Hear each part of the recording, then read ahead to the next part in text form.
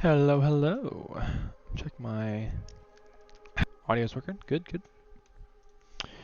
And everything appears to be running smoothly. I'm starting a couple minutes late here. I actually just lost track of time doing something. But, oh, thought something was missing. Anyway, think we're ready to get going. Last stream, we played a little bit of ranked flex. That was 2 days ago on Thursday. And as I recall, we got to Platinum 2 and then dropped back. Oh, no, okay, we got back into Platinum 2. So we went to Platinum 2, back to Platinum 3, back to Platinum 2. So eventually I'd like to get my flex rank up to my solo duo rank in Emeralds, but we got quite a few games of winning in a row if you want to get there. So I think we should just jump right into some ranked flex. I will be playing primarily top lane for the purposes of climbing. I can play jungle as well, but top lane is just a little bit easier for me to have a kind of single-minded focus of, dueling a lane opponent. Jungle has just got a lot going on.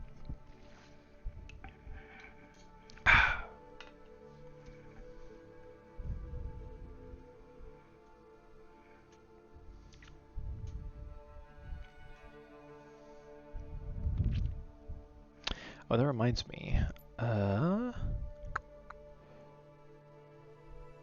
I can't actually change my video setting, my in-game video settings until we get in-game, but that's okay. I just gotta adjust a few things because the stream runs smoother when I have all the graphics on the lowest setting.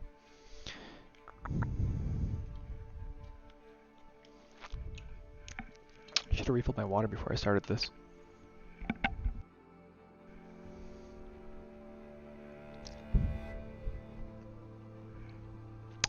Queue timer says almost 3 minutes. I could try to be quick. Nope. I was literally just about to run downstairs and fill my water. I'm glad I didn't. Okay.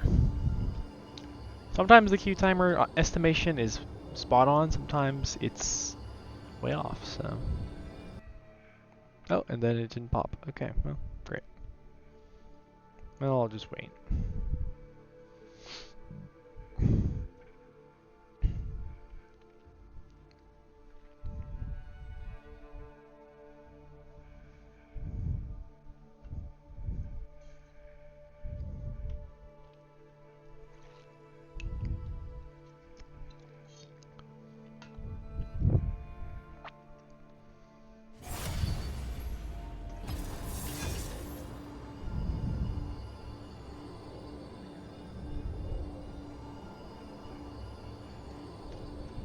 No, are we getting 2 Q dodges in a row? Wow, impressive.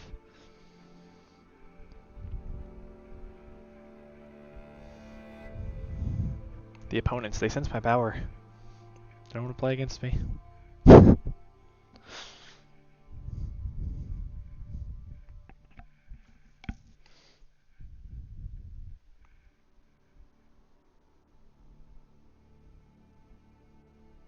Turns out the Q timer was going to be just about on spot, but only because 2 times did our Q get dodged, so maybe they just knew. Maybe Riot Games predicted that there was going to be 2 Q dodges in a row, resulting in a around 2.5 minute Q time. Hard to say, hard to say.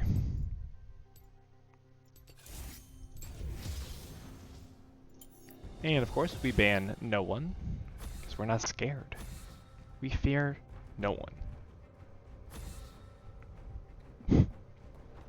That's not actually the reason. The reason I ban no one isn't because there are no characters that I don't like playing against. It's because there's so many characters that I don't like playing against that it feels pointless to ban one of them.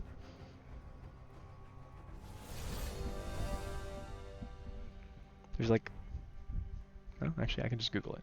I bet there's like 170 champions.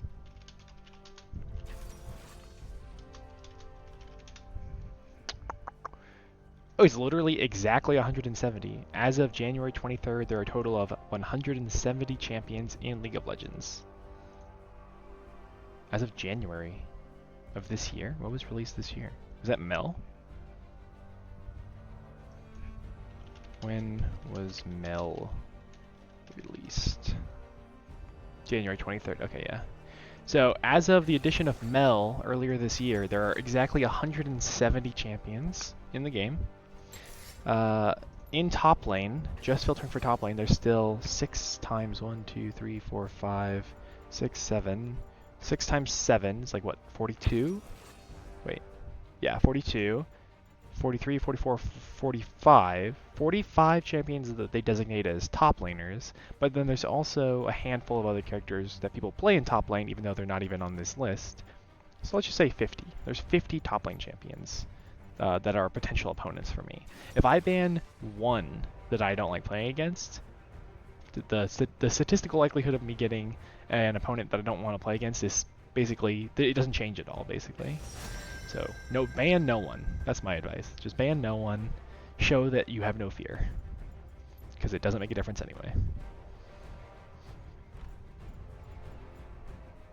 Well, I was actually going to play Aatrox, but I have a lot of AD. You know what? I'm going to do it anyway. Aatrox is a lot of fun. He has... Oh god, and our jungler picked a full AD character as well. This might be a bit of a problem, because they have 2 mega tanks. If they just stack armor, we're going to be in a little bit of trouble. Oh well. What can you do? Ooh, Kayn. No, wait. Is it Mundo Jungle? What's happening? Hang on a second. Well, I'm against one of these two. I'm guessing I'm against Mundo, but it could be Gragas. I will probably take this and this. And that looks pretty much right otherwise.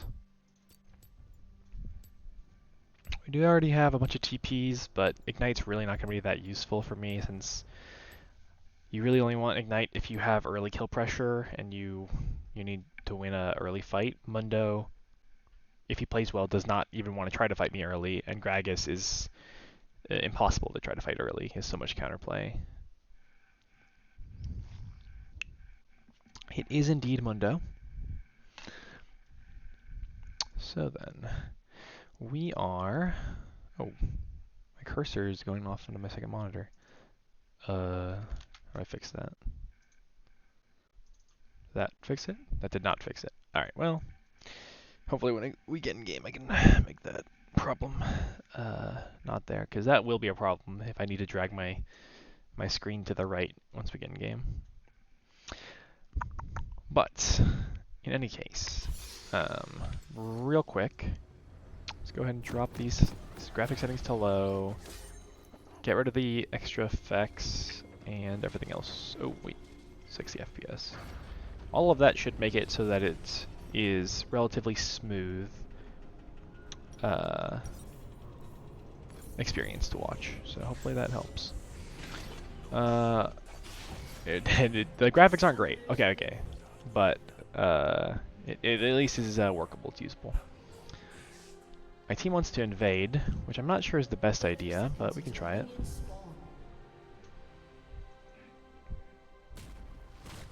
Okay. No one's here. No, I'm gonna leave. Sometimes you can get lucky on an early invade and just get some free kills before the game even... Ooh. Okay.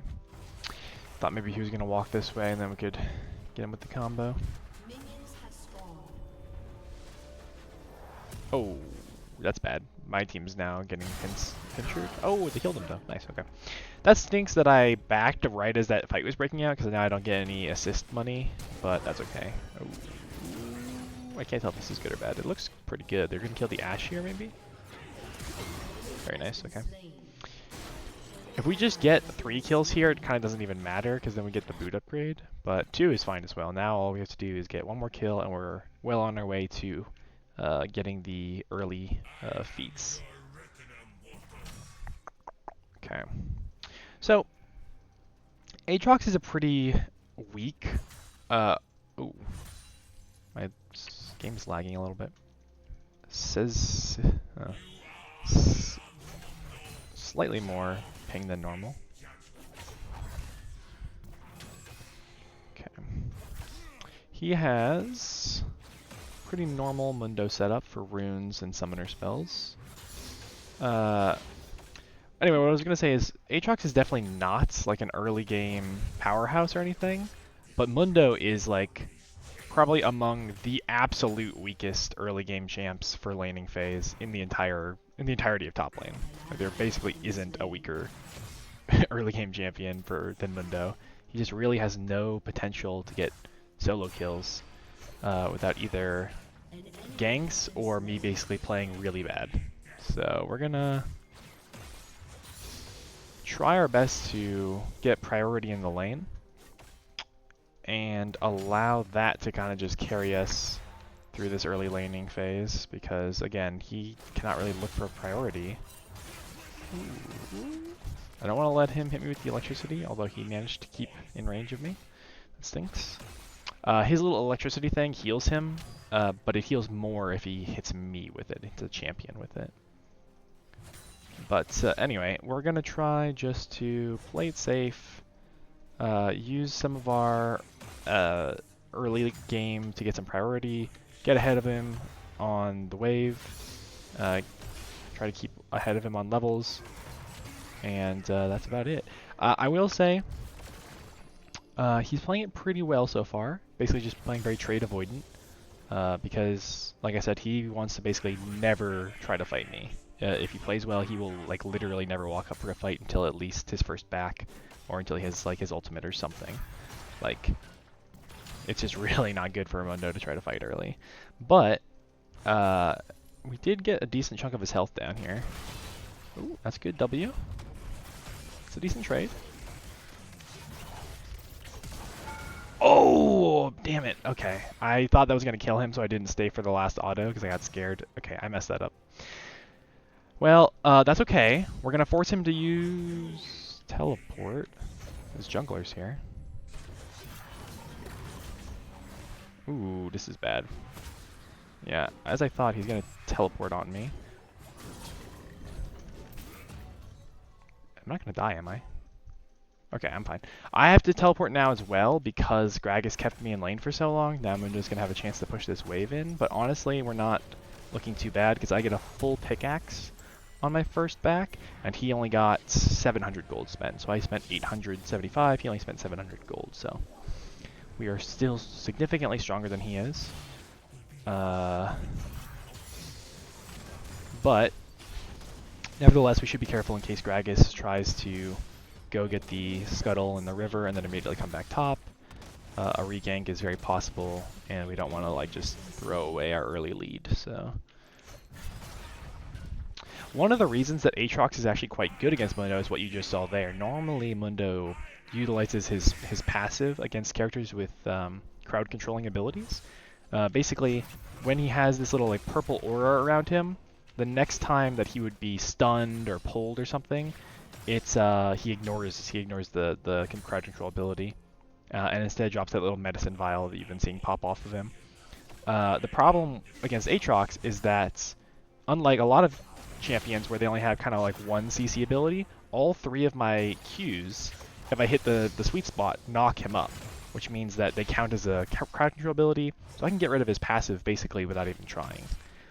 You know, there are some characters in top lane that only have like one crowd controlling ability, and therefore they have to use an important cooldown essentially to even pop Mundo's passive. I can just kind of do it by throwing my basic ability and hitting him with the sweet spot. So it is a little rough for him to try to take good trades. He has ultimate now, but so do we. Gragas is not up here. He's down in mid lane. So now would be a good chance to try to pick a fight with this guy. When he goes up to cleaver this thing, I'm going to try to get on him. There's the medicine vial. Also, a quick thing about the medicine vial, if I step on it and break it, it's really good because then he can't pick it up. When he picks it up, it heals him a little bit and makes it so that his passive comes back up sooner so that he can block another CC ability. So anytime I can, I want to go ahead and try to step on the little medicine vial that comes off of him. Now Gragas could be looking to gank top here. However, if I play it smart, I can actually 1v2. Gragas doesn't have great items right now, and so as long as I don't focus the Mundo and I just actually focus his jungler, there's a chance I'd be able to kill both of them. There's the medicine vial, and I'll step on it. Briar is doing the Void Grubs right now, so I actually am pretty safe from a Gragas gank. There's not many angles he could come at me where my jungler wouldn't see him coming. Alright, one thing to note about Dr. Mundo's ultimate is that it heals him the lower HP is, so he can kind of like surprise me if I try to like kill him. He's like really low, and then all of a sudden, oh, this is a Gragas, and then all of a sudden he like ultimates, and now he actually just uses ultimate to heal a little bit, which is fine. It basically just means I have to wait a second before I can fight him. Ooh, I shouldn't have ulted there. I should have waited to get his flash out. Gragas is up here. Ooh, that's bad.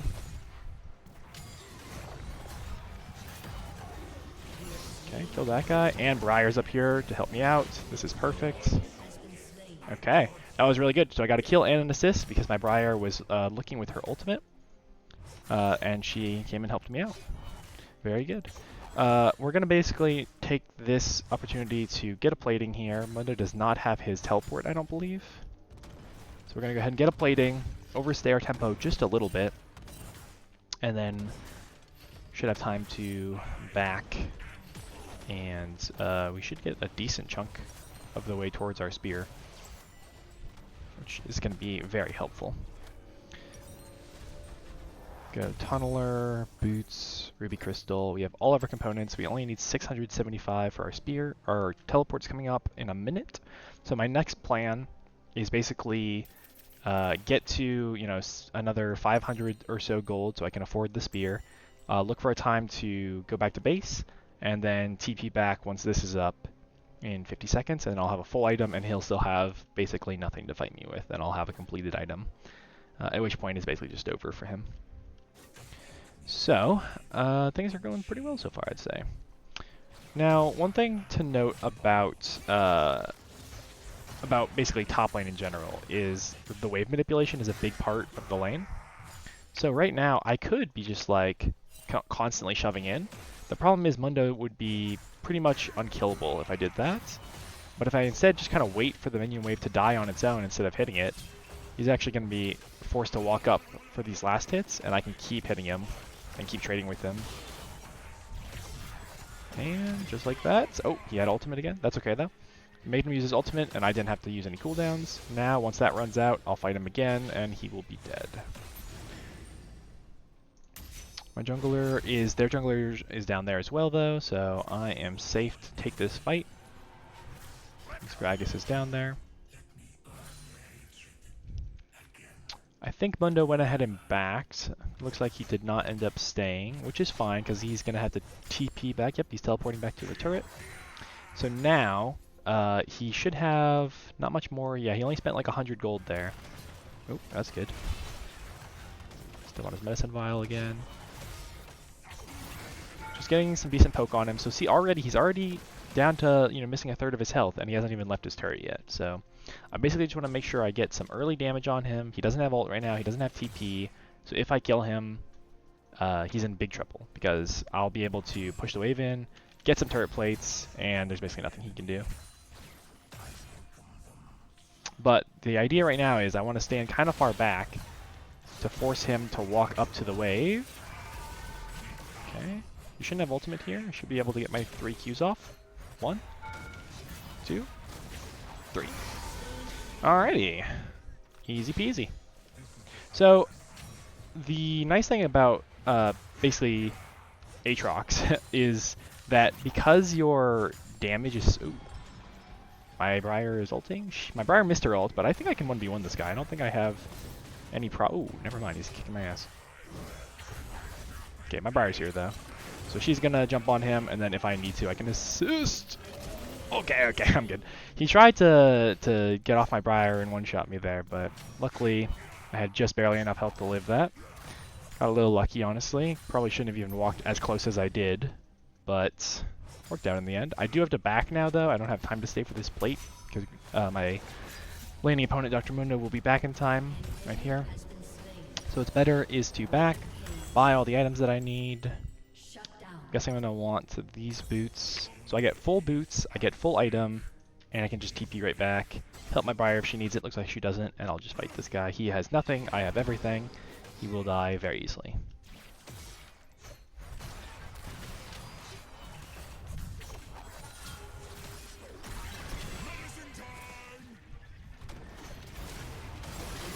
Yep. Ooh. Oh, very nice. Okay, Briar used her damage reduction there to survive that last turret shot. Otherwise, my laner would have gotten a kill, and that would have been bad. But she played that very well. So, one of the reasons I knew we were safe to set up that dive is because, again, I knew he didn't have basically any items that would make him strong. But also, my jungler doesn't have Flash. She has Ignite, which makes it so that he doesn't heal as much. Gives him 40% grievous wounds, which basically means any healing he will receive is reduced by 40%. So there's essentially nothing he can do there to survive our dive. And my Briar's ulting bot lane. Oh my god, my jungler is just on top of it this game. She's everywhere, she's doing everything she's supposed to do. A real treat of a jungler. Oh, taking too many turret shots here though. I shouldn't play too silly here. I don't want to back yet though. I don't have much money, and I still want this tier 1 turret, preferably before 14 minutes. Right now we see we're at 13:27. The turret plates, which give, I believe, 100... Yeah, you can see there, as the announcer just said, turret plates will soon fall. So I want to try to get the turret before the turret plates fall, because that's more money. Oh. Well, I messed up that all in. That's okay though. I don't think I'm going to be able to get the turret plate now, but I at least can... Ooh, and I missed my cannon minion. That's not good.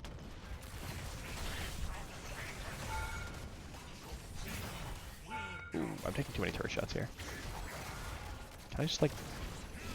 Okay. He's very low, but I suspect Gragas is going to be up here soon. So if I'm going to try to kill him, I got to do it quick. Otherwise I'm going to get... He's going to get some help. I'm going to die. Oh, my little W hit a minion that was in front of me instead of him.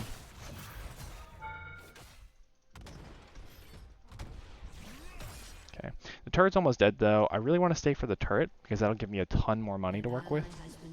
And Gragas has not been looking top for a while, so I imagine we're probably safe to just go ahead. Ooh. He's TPing in. I'm not going to try to fight him though, because the fact that he's TPing in tells me, oh, never mind, Gragas is mid lane. Maybe he could have stayed then. That's okay though. I can spend a bunch of money, so I'd rather just do that anyway. We're definitely 100% going for Cleaver second. Reason being is because he doesn't have any now, nor does Braum, but they're going to build a lot of armor, and this is a great item for armor shredding, especially on Aatrox, where he can apply... we can apply many times. Basically, each time I hit them, it reduces their armor by a little bit, and I can stack it up to 5 times. With the fact that I have tons of different abilities and different auto attacks I can weave in together, I can hit 5 abilities basically instantaneously and just shred their armor by a ton. Okay, well, we're gonna go ahead and just get this top turret. My team's at Dragon, but they are significantly stronger than the enemy team. So I really don't feel any need to go down there and help my team right now. I'd rather just keep pushing top, keep forcing them to send people up here to deal with me. I'm not even going to hit him. I'm going to try to get the minions to get into the turret range. Never mind, he's holding them really well. I just need them to auto-attack the turret like 1 time, and we're good. Jesus. Oh, he got the medicine vial. Whatever. He's low enough now, though, that I don't think he'll be able to pull that same trick by holding the minions there. I think he is going to have to concede this turret.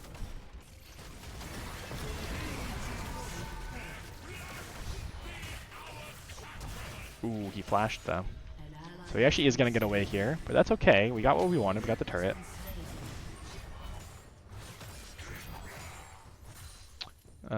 They're still fighting in the dragon area. I could try to...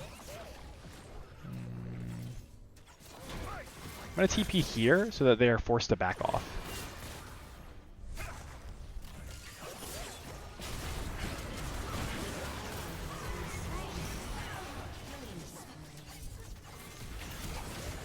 Ooh, I messed up. I didn't hit my third Q correctly. Okay. I thought my sweet spot was going to hit there. I have to back now because I didn't heal as much as I thought, but Briar can go kill the dragon, and then we'll be in good shape. We already have boot upgrade because of how far ahead we've been. So we should be fine to grab that dragon, and then immediately... Ooh, our smolder died there. Okay, that's okay though. I don't know why our support is coming up here with me. It seems like a weird play, but whatever works. Alright, both dragons, all 6 scrubs. Our jungler's been really good at getting up the objectives. She has been dying a lot more than she needs to, but that's kind of fine, honestly. That's what you tend to expect with Briar.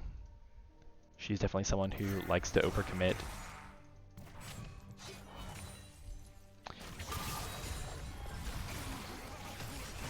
Ooh, got his medicine vial early.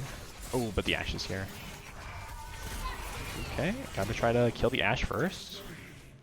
So I gotta make sure I hit this Q. Good. So you'll notice there, my ult was about to run out, but because... Ooh, Gragas is here too. Oh, no, that's Braum, not Gragas. Okay, this is bad. Okay, I gotta go for... Oh, Gragas is here too, though. Okay, my Pantheon's gonna kind of save me here, bail me out of a bad situation. Okay, so I was in a really bad situation. I was fighting too many people, but luckily my team was paying attention. They came and helped. We get that turret now. Everyone on their team died. No one on our team died. This is basically going as well as it can for us. Next up, I want to just build defensive, right? I already have so much damage that I can one-shot any of them. So all I want to do is make sure that they can't kill me back. So I'm just going to build health and resistances at this point.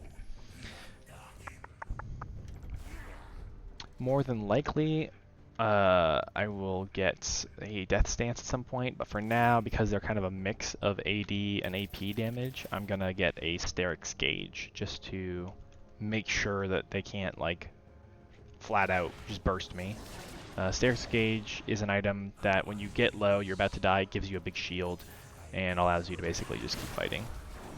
Okay, that's some decent poke they got on me there. Ooh. Got 3 here coming at me. I think right now we should be looking for this Rift Herald because I believe it's like 300 gold or so, maybe 200 gold for killing the Rift Herald. But, oops. But in addition to the gold you get for killing the Rift Herald, it also allows you to take turrets really easily, which is even more gold.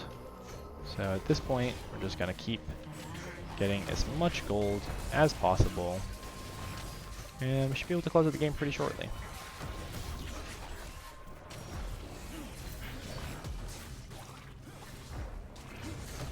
Not really worried about this Braum.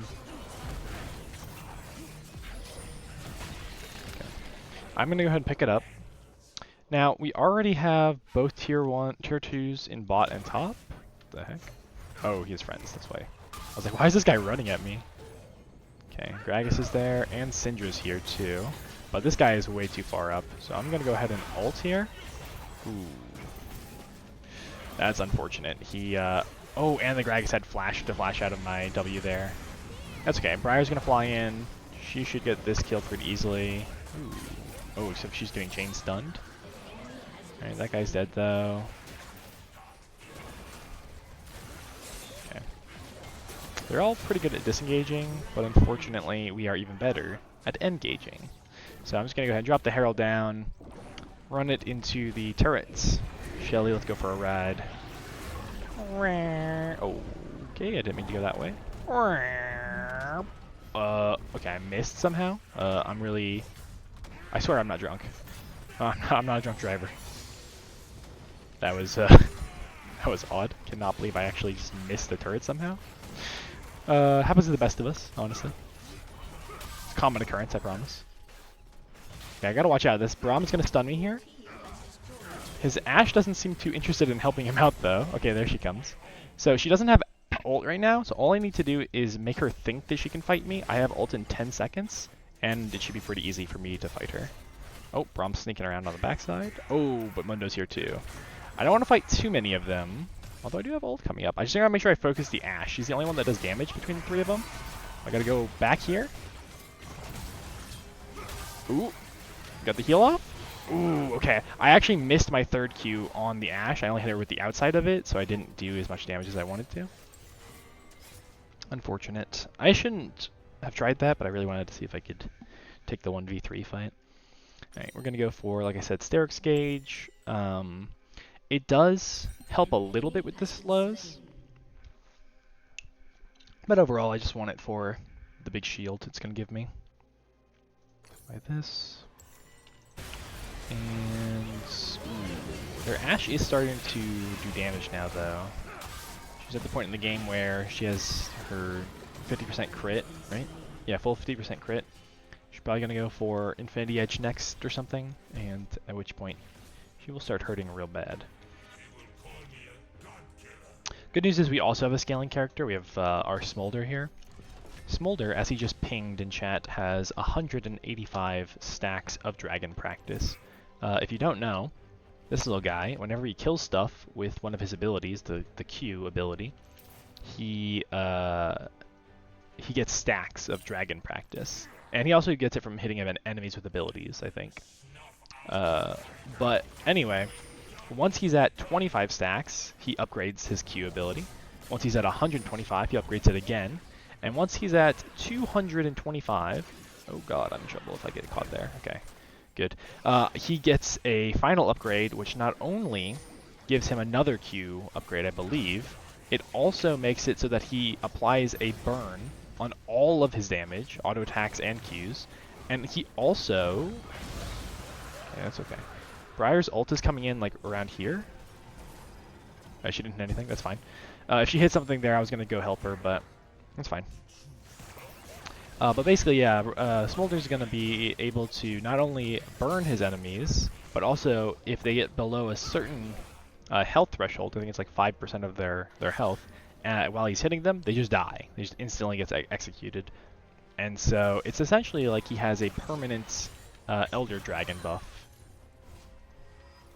Once he hits 225 stacks, and he's currently at 203 of Dragon Practice. So another, couple minions, another 20 minions of farming, and he is going to be an insanely strong character. He only has 2 items. He's not doing any better than any of the rest of us, but just based on the fact that we're at the point in the game where he's getting his Dragon Practice stacks, he's going to be basically unstoppable. There's a Braum coming up on the side here. Gotta make sure I don't get caught out right before they fight for Baron. Ideally, I'd like to draw some people here, and then my team fights for Baron, and then I teleport to the Baron fight when they need me. That is the best case scenario. I'm just constantly looking at my mini-map here to make sure there is plenty of time for me to... oh god, the Syndra's still here. Okay, let's see. There, my team's all waiting in this bush to try to get a free kill. So it's going to be... there's 3 of them there. My Briar's walking up there. I'm going to go ahead and ward over the wall here in case Syndra tries to do that, basically. I'm getting pretty low, though. If she has enough stacks of her ultimates... yeah, she's looking for it now. She can just instantly kill me with her barrage. So I'm going to back. I'm going to TP to this Baron fight. And hopefully that'll be enough to win the fight. I'll TP to mid wave. Ooh, actually I should have waited for my team to place that ward. That would have been better TP. It's okay. So we're going to go ahead and follow the Briar into the fight. She hit the Gragas with her ults. So we're basically just... ooh, that's not good. The Gragas ult was really good there. I'm going to watch out for the CC from the Braum. Okay, so I'm going to go ahead and ult this and try to get my resets off. So I need to hit this guy, and then... ooh, that was a good dodge.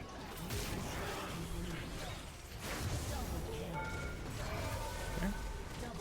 So I think that's GG though. They did manage to kill the Briar there, but she took up so much of their cooldown, so much of their CC, that they didn't have anything left to kill the rest of us. So Despite the fact that, like I said, she was dying a ton, she was being extremely useful. Just her flying in there and dying was enough to make us win the game because they had to use everything to kill her.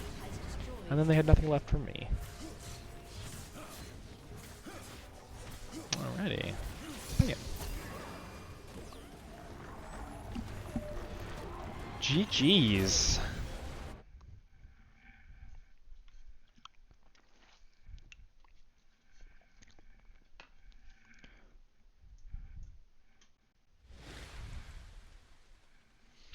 We'll honor the Briar and the Pantheon. They were very helpful.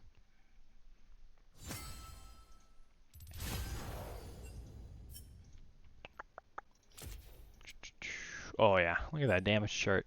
This is a little inflated because I was against the Mundo, but still, that is pretty significantly more damage than anyone else on my team. I think it's nice just every once in a while to play against a hyper tank that builds only health in top lane because it gives you a bit of an ego boost. When you see that damage chart and it shows that you did way more than everyone else, even you can logically be like, well, your opponent has way more health than any of their opponents, but like I don't want to hear the logic. I did damage. I was carrying. So you need an ego boost every now and then. Just play against a hyper tank, make you feel good when you see big number.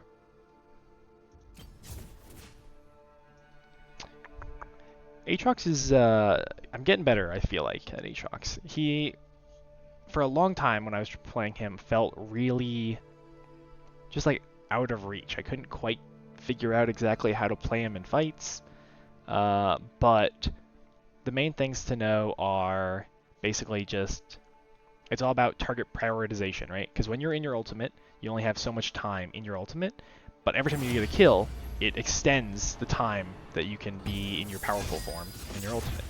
And so basically you just want to be like, okay, who can I kill? If I can kill them, I need to kill them first, and then I'll extend the time. Now I can kill them, and then I extend the time, and then I can kill them. And so you just want to be prioritizing the people that you can actually kill.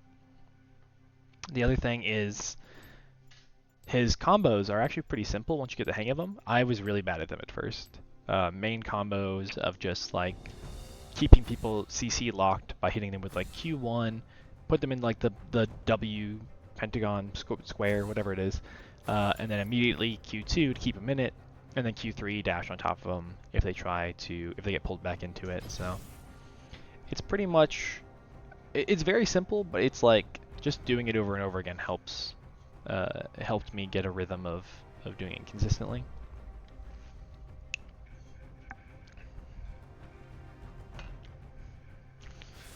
I'll play Aatrox again. I don't know, who else should I play? I feel like there's a lot of characters that I want to learn in top lane.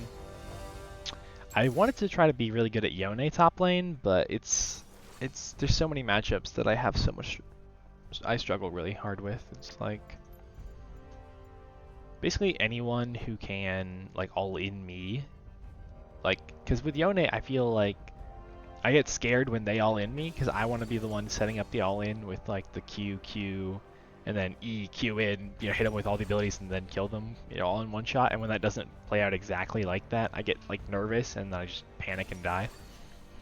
But I don't know. Maybe I should try Yone. Yone could be cool.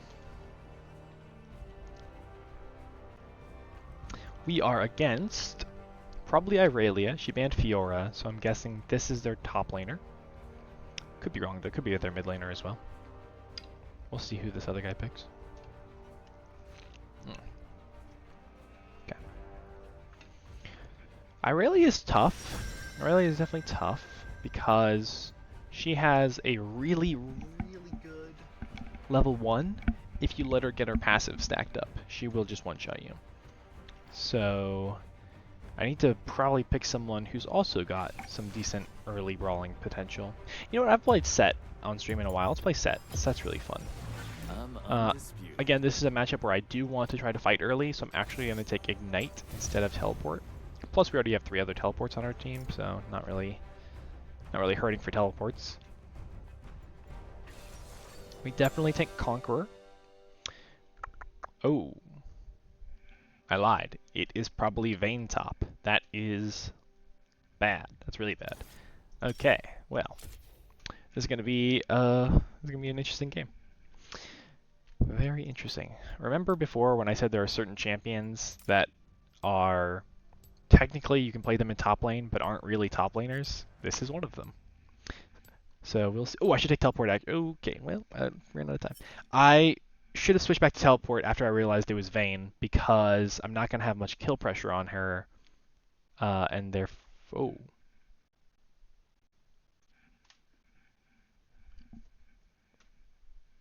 I don't know. Well, I don't know what's going on. This is super weird. Okay, I was wrong a third time. It is Irelia mid, as I thought, but it's not Vayne top. Vayne is indeed their bot laner where she should be. It's Kayn top, and their jungler is Draven. This is strange. I still think I want to try to be aggressive early. Kayn, I feel like I can probably beat in an early fight pretty easily. My team wants to invade. We'll go ahead and follow them just in case they find someone. We have a weird bot lane too. I don't know what's going on. This is just a weird one. Oh well. Okay. I have a pull, level 1 though. I can pull him in if we find someone. And that'll help us secure the invade kill. Alright, well. What the heck? Oh no. Okay, well, I'm gonna back.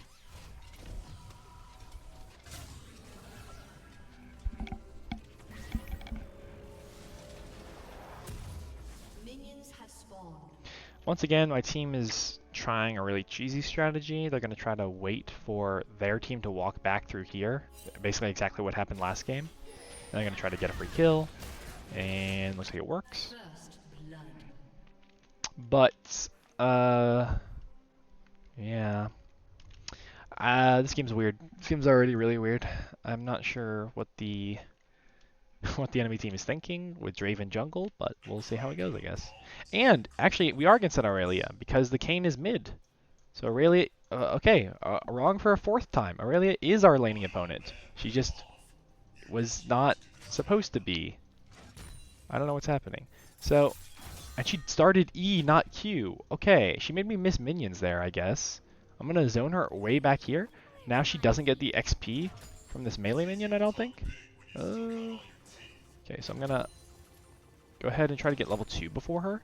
Basically, if I can get level 2 before her, I can fully all in her before she has a chance. She's staying really far back. That's okay though. Honestly, I'm not that worried because basically as soon as... Oh, she got another E off on me.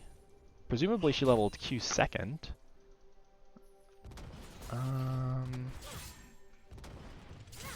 Okay.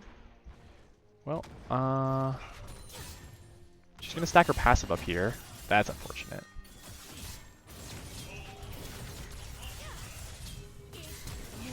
Okay, I thought I could get in the bush before she could get her last auto only. Basically, Aurelia, as you saw there, dashes back and forth between a bunch of minions. Her Q makes it so that every time she kills something with it, it resets the cooldown. She can use it again immediately. But also, not only that, it gives her a little passive stack. So you can see these little like 4 dots under her health bar. Just watch as she turns one of them into a bar. She gets another one. Killed that one, gets another one. So she gets up to 4 bars. Once she has 4 bars, she gets a ton of attack speed and extra damage. And that's what I meant when I was saying her passive level 1 is insane.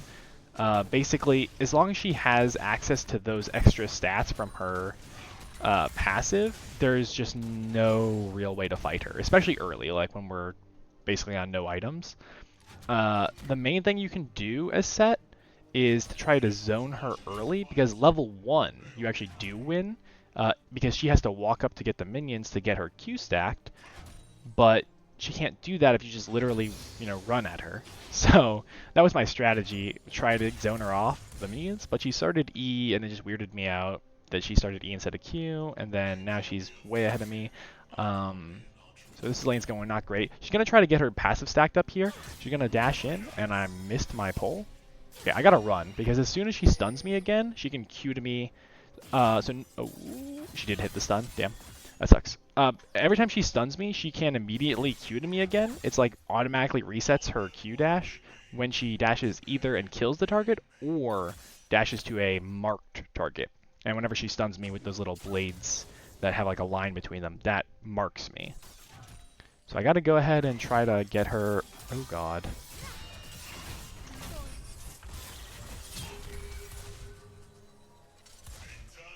Oh, that didn't kill her. Okay, I can't chase because she could have killed me if I chased. And I don't have any cooldowns now. So I really need to wait for her. Also, she's healing. Oh, what? Okay, I almost died there. Okay, unfortunate that I almost died there. That really scared me. But the reason when I didn't chase it when she was 1 HP is if she got her cooldowns back up before I did, she would have killed me, and I would have looked really silly. But luckily, she was feeling a little ambitious there and tried to fly in and kill me with the really long-range stun. But luckily we got her. So we're gonna have a hard time this lane. We're going even with her right now, which isn't the worst, but I'd obviously be feeling a lot better if I was, you know, ahead like I should be as Set. Set is there are different like levels of power at different points in the game. As I was stating last game, Mundo's like basically the bottom tier. My laning opponent last game is like basically the bottom tier of early game power. Set here that I'm playing this game is basically the top tier of early game power. There's not many champions who are stronger than Set, especially level 1.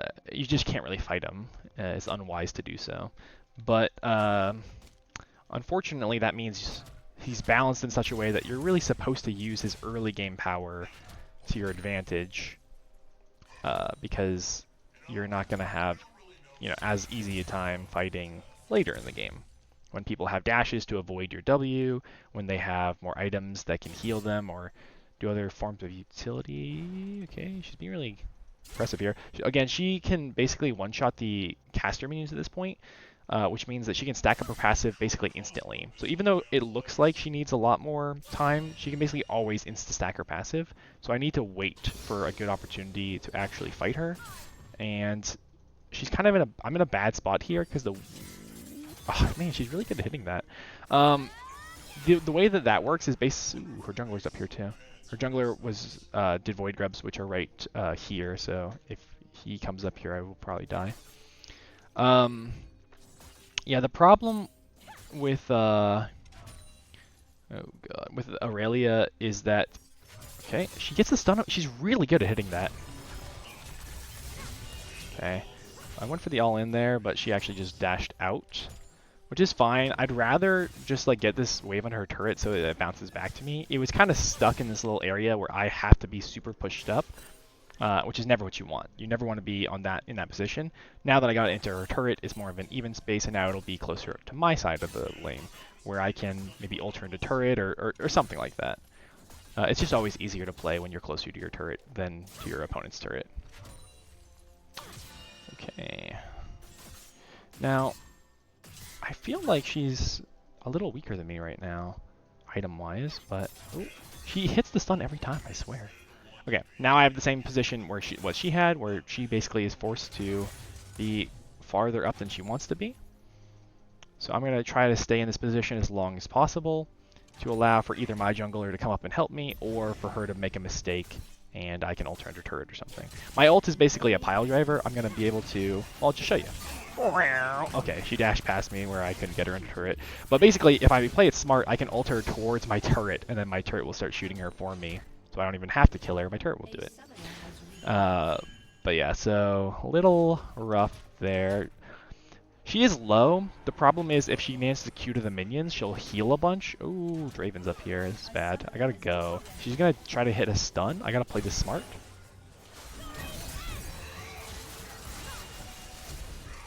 Ooh! Oh, she was like 1 HP, and then I couldn't quite get the last auto off. She did go ahead and ignite and ult. I don't think Draven did use anything there, but that does stink because if I killed her, one of my runes I have is Triumph, which makes me heal a bunch as soon as I get a kill. And so if I killed her, I was most likely also killing him. So I could have been, 3-1, but instead, here I am at at 1-2 as my score. So we're not looking too good. I'm gonna go ahead and buy armor because I'm gonna need armor boots eventually this game. I might as well just buy it now. It's probably gonna be more useful than a single dagger.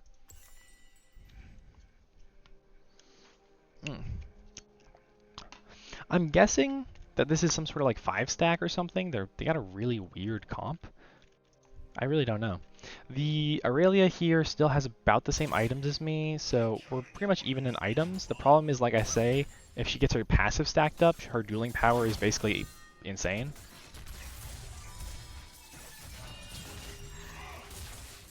So...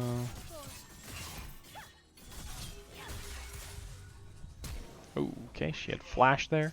So she flashed away from me, but that's okay, because now I can maybe fight her while she has flash down. Or if she stays, I can try to get some turret plating or something. Plus I have Ignite and ult coming up, so it's very likely I'll be able to dive her pretty easily if indeed she does stay, which it looks like she is. She's going to try to Q to the minions here. Okay, gotta dodge the stun. Okay, she's dead. Yeah, so as soon as she missed her stun on me, it's basically over. And actually, really, even if she did hit her stun on me, it's basically over. She basically had to wait to use her stun until after I had hit her and the turret was shooting me. The turret doesn't start shooting me until I damage her.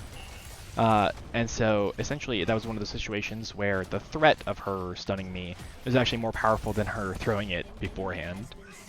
Because now, when she throws it, then she doesn't have that threat anymore, and I can just freely take the all-in and kill her.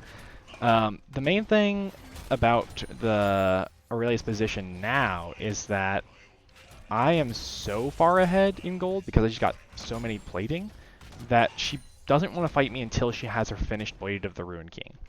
She still doesn't have it. She's close. Ooh, she could all-in me here. Honestly, if my team comes up here, we could try to kill her again. My Darius is coming up here. Okay, wait, this might be good. Ooh, yes. And we know she doesn't have flash. I'm going to insta-ignite. And I'm going to just walk at her. Yep, she's dead. So, the nice thing there was that I knew she didn't have flash because it has a very long cooldown. It's like a full 5 minutes or something. And so there was no way for her to get away. Her only dashes, her Q, dashes towards an enemy. She can't dash away from an enemy. So essentially, once she was, caught out, there was no way she could get away. She was just dead. The nice thing as well is that because she is now dead she's actually just now spawning, I probably have time to get even another plate. So I already have 2,100 gold. I probably am going to have close to... What's this? Another 125? Yeah, I am going to have 2,400 gold by the time I go back to base and spend it all, so she's in some real trouble now, for sure. That doesn't mean that I can't fight her, because again, she does have her blade now, and as soon as she buys Blade of the Ruined King, she becomes, like, way, way stronger. The nice thing is I have a blade to match, plus I have upgraded boots. So her items are, blade, Doran's Blade, and sword. Mine is blade, Doran's Blade, and upgraded boots, which means that I reduce all of her attacks by 10%, all of her incoming attacks. And so, despite the fact that she's going to be hitting me a bunch, because, really high attack speed, she is going to be doing way less damage with her attacks than I am, because I'm going to be doing 100%. She's only going to be doing 90%, essentially. Oh, that's bad. I'm going to ult her this way, so I can try to... Ooh. Or W? Oh, okay, I didn't quite have enough damage to kill there. Ooh. So, the nice thing there is that I'm really close to my turret. When they tried to do that, like if I had been further up, that would have been scary. But I always had the opportunity to run back here. And now they're going to try to dive me, so I got to hold my W. Remember before I was saying the kind of... Ooh. So basically, the reason why I'm holding the W... Ooh, damn. I thought Aurelia was going to start tanking, but actually the Kayn was tanking there. I should have gone for him second. So the turret starts shooting whoever hits me in that situation. So I'm here. The Draven threw an auto from way over here, so immediately he's getting hit, so I have to focus him. I kind of couldn't see because they were both standing on top of each other. If I had noticed the turret then went on Kayn instead of Aurelia, I would have focused him, and maybe I could have killed them all, but it's honestly not that bad. We're still doing okay. We're going to go for Stridebreaker, second item. Something like sword. We'll just do triple sword. Let's get lots of damage. And then we actually also, the nice thing there that's kind of like an unspoken consequence of them doing that is the opportunity cost, right? Kayn came all the way up here and stood in that bush for like a minute before they were able to do that play. So him wasting time there means that he wasn't able to do other things, like maybe secure the dragon for his team or something like that, right? So despite the fact that he did manage to get that play to work, where they did kill me and get the turret, it wasn't even that bad because they didn't get to do a bunch of other stuff while they were doing that, and I still killed one of them. So it was like, honestly, probably a fine trade for me dying there. I'm going to go ahead and just keep pushing. I don't have TP this game, so I can't really do the thing that I was doing last game where I would go on the other side of the map and then teleport to the fight. So I'm just going to keep pushing because there's like 4 of them down there. And if I just keep pushing, eventually either I'll end the game or they're going to have to send someone back to come stop me. Right? They can't just like let me sit here the entire time, or I'll eventually just win the game for my team. And they're still not stopping me. They're still, wait, 1, 2, there's all 5 of them down there. So yes, it's bad to not help your team, but look, they killed one of my team members here. I got 2 full turrets.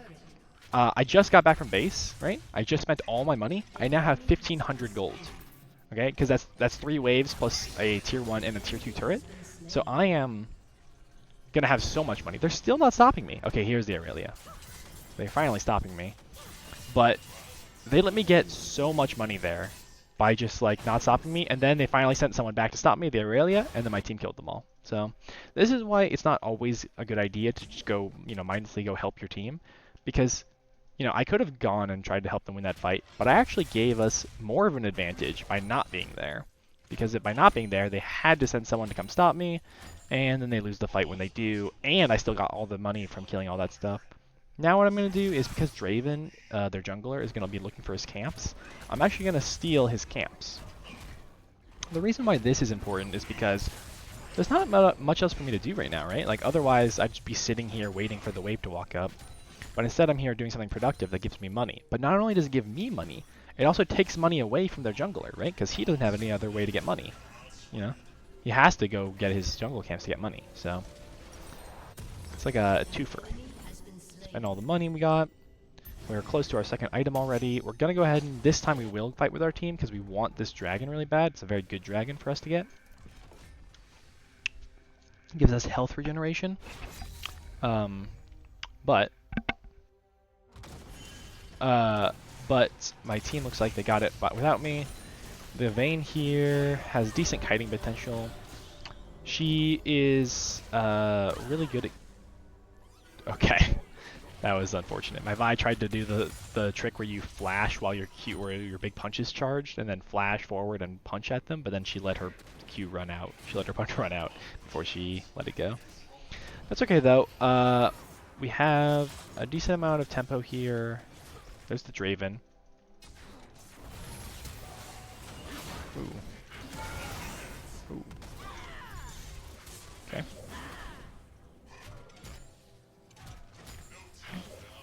Aurelia's bot. So the Herald is up.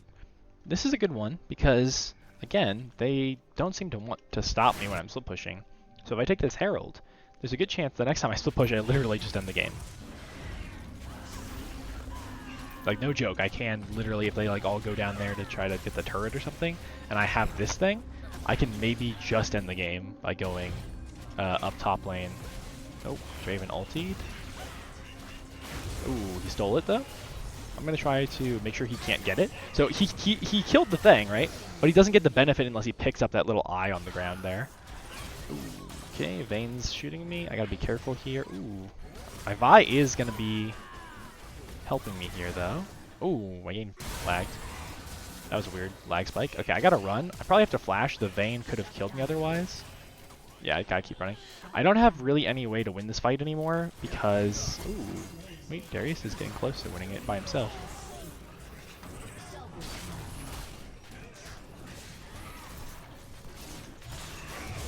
Very nice. Okay, so that was a really good fight for us because, yes, we lost the Herald, but they... Oh, never mind. Kane went back and did get it. That sucks. Okay. I was going to say we lost the Herald because the Draven walked up and smited it at the last second, but the Kane actually managed to go swipe it before it just despawned there. Unfortunate.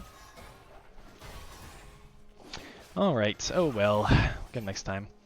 We got a TP coming bot from our Cho'Gath, and so we're just going to let him basically do his thing. I'm going to go ahead and back here because Cho'Gath, it's probably better just to let him be down here by himself.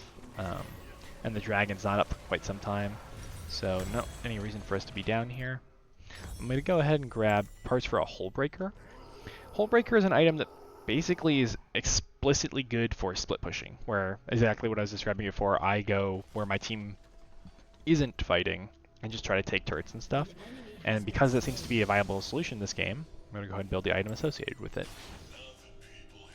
So, we are in decent shape. My Darius is pretty strong here, and with his help we can probably kill these guys and get enough tempo to maybe do Otacon. Ooh, got soccer ball kicked away there. If this Vayne walks up too far though, we both have Stride Breakers. Oh no, there's 4 of them though. Okay, our Vi's here. So we gotta make sure we focus the Vayne. Oh no. Oh, okay, damn. That's unfortunate. So, the Darius got a little caught out there, and I thought that I had a chance to maybe kill the Vayne before she knew what hit her. But unfortunately, she managed to tumble out of my my true damage W right at the last second there. Her ultimate is basically that when she presses it for like 10 seconds or so, I don't actually know how long it is, but for a little bit of time, whenever she rolls, does that little tumble, she goes invisible for a second.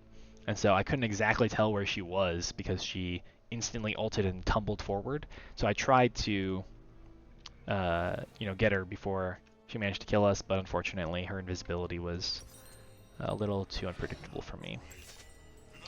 Alright, once again, I don't have TP, and there actually is a very important objective that's up right now. So rather than split pushing at the moment, I'm actually going to go ahead and use this tempo that we just got by killing the Aurelia to try to force this objective here. Our Darius is down here, our Cho'Gath is down here, if I'm down here, it's basically free.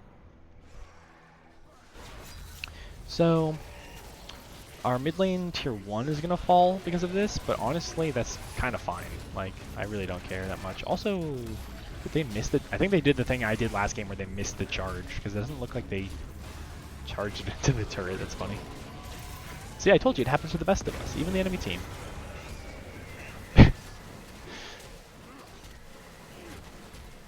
These little flowers that the Otacon drops. So not only does the Otacon give us this buff, which makes all of these dragon buffs more effective, we also get a bunch of those flowers, which increase how much XP we have, making us level up faster and giving us extra damage. So it's like it's a big deal to get the Otacon. It's a very, very powerful buff to get.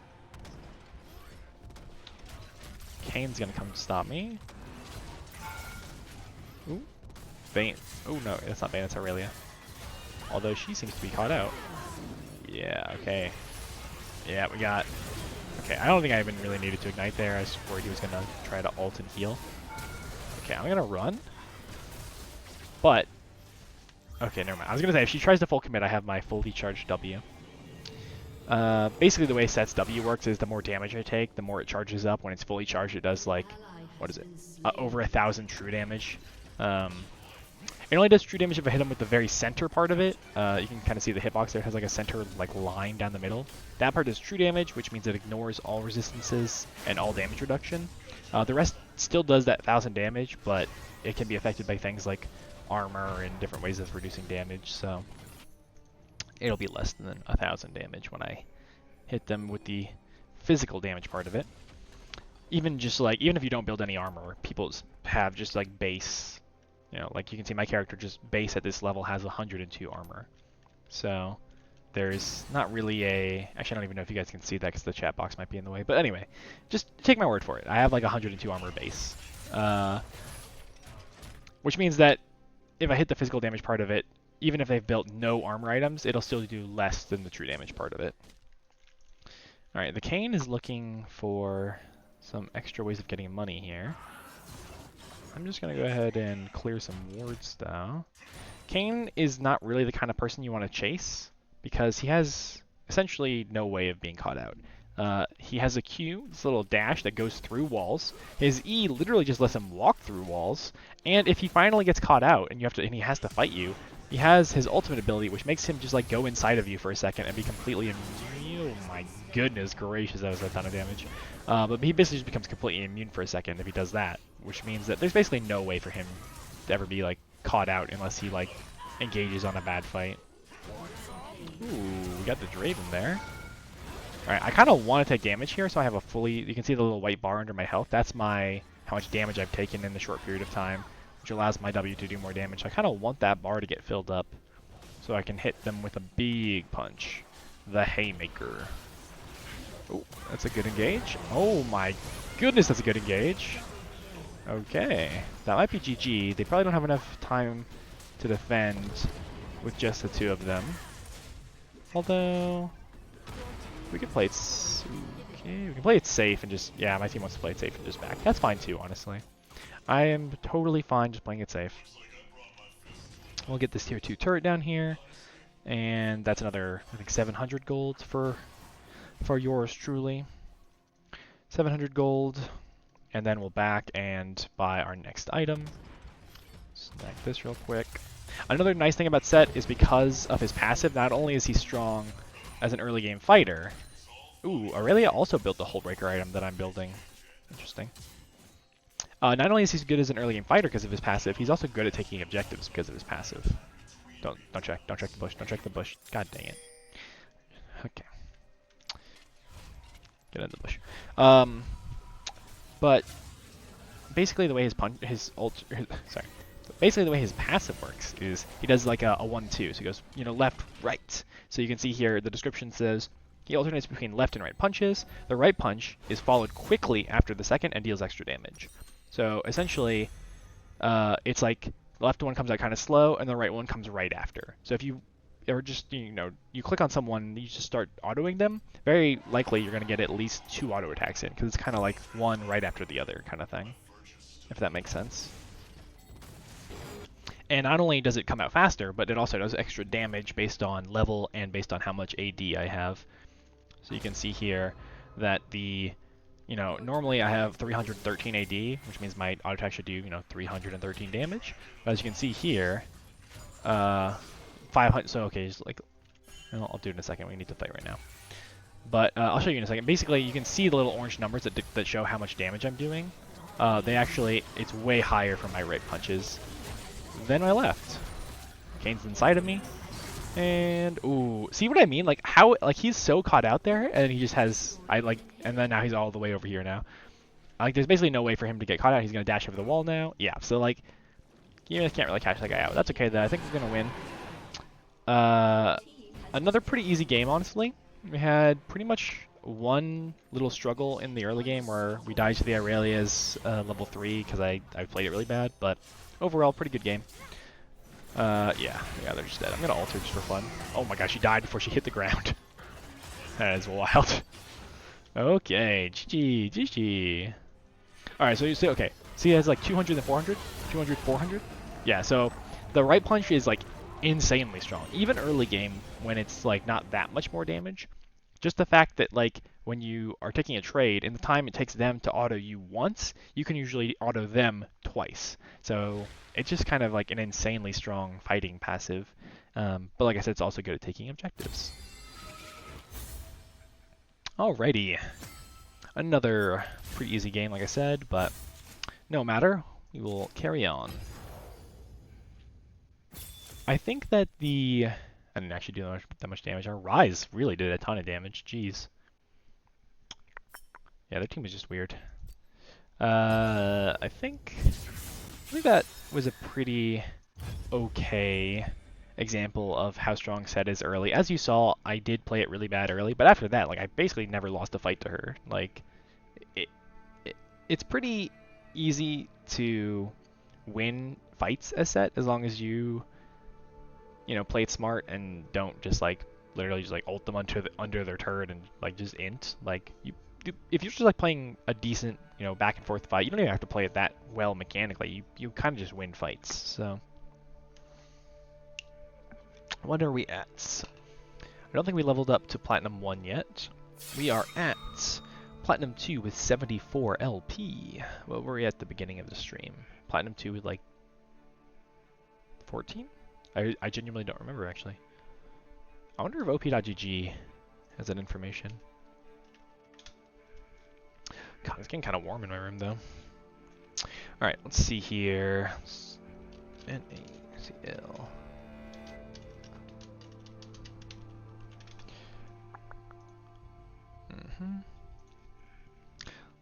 Let's just see if it tells me. Ow.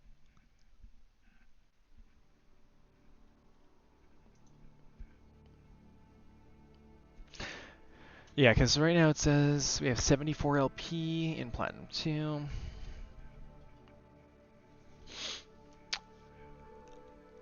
Ow.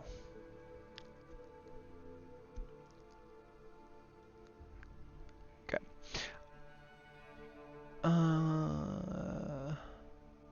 It doesn't show me how much LP I gained per game, though, does it?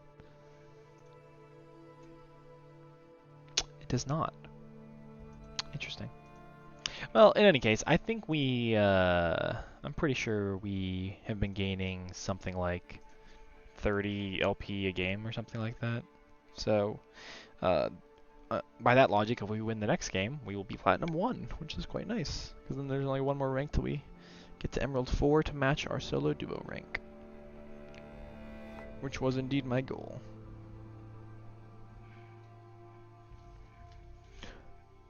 Whoa, I might have to turn a fan on. It's like boiling. Ooh. I hope that doesn't actually, real quick, I'm gonna see. Whoa, I might have to turn a fan on. It's like, okay, no, that's not what I wanted to listen to. Need to see if I can hear the fan. Actually, real quick, I'm gonna see. I don't think I can hear that much, if at all. It's showing up on. Oh, hang on a second. It's showing it's picking up on my mic, but I don't think it's too distracting, hopefully. Oh well. 3-minute queue, okay. Okay, right, I see you. This goes back to my conspiracy theory that if you go like to do something else in a different tab, that it makes your queue take longer. I can't prove that this is true, but I can't prove that it isn't.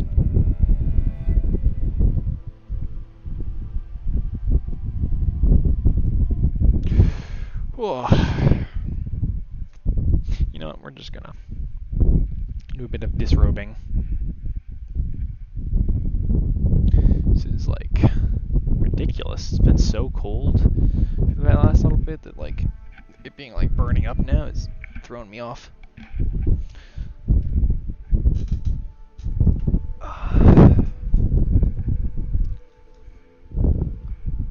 Okay. That is much better, actually. Well, we're at 4-minute queue. Jeez. I'm telling you, they know. They just know. I don't know how they know, but they know.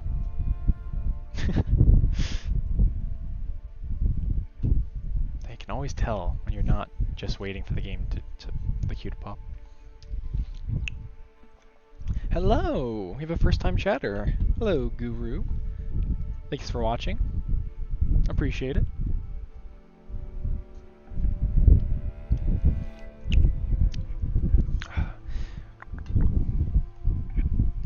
Oh yeah, we're getting it alright. Playing some League of Legends today. Nothing too crazy.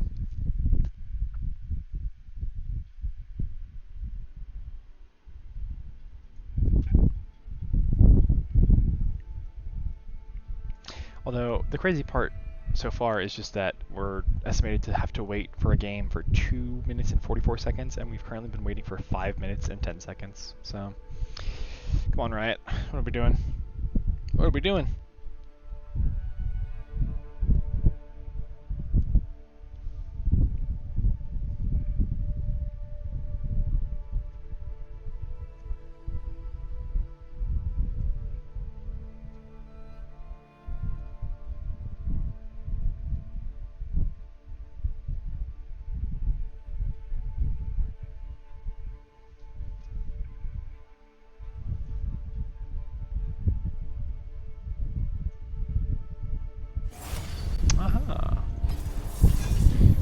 long, long last. Only had to wait an extra 3 minutes.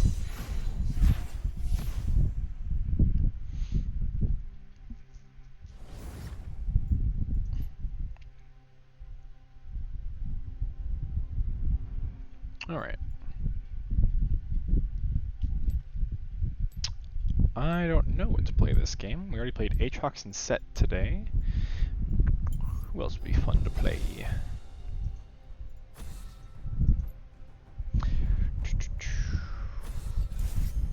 Alawi could be cool. Alawi is a very different champion than most champions are. She's like, I don't know, it's weird. She like plays so differently. It's such kind of like a gimmicky champion, I would say, that like some people just don't know how to play against her because of just how not straightforward she is to play. We could try it though. Definitely try it. Alawi is not that she's weak or anything, she's just like weird. Like people just don't know what to do against her, I feel like.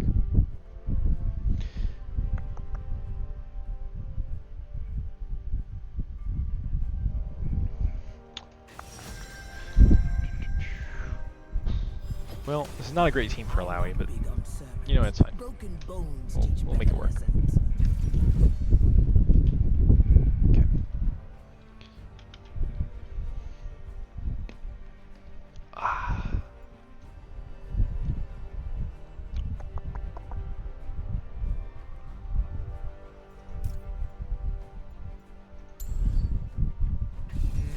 Looks about right. Uh-oh. Oh no, please. Please, no. Oh no. We are against the other gimmicky top laner.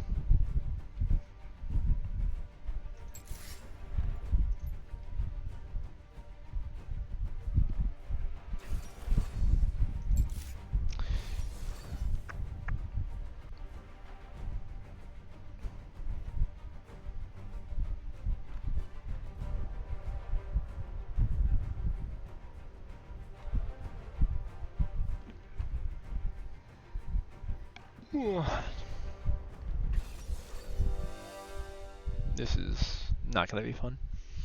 So, essentially what's happening here is I am going to be a gimmicky champion who needs a bunch of extra things to hurt my opponents, and my laning opponent is going to be a gimmicky champion that needs a bunch of extra things to hurt me.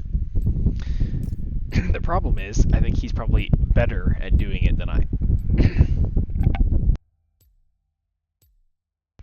Sorry. It's pretty much the same gimmick too. You'll see what I mean, but essentially, we both want to just like hard shove every single wave.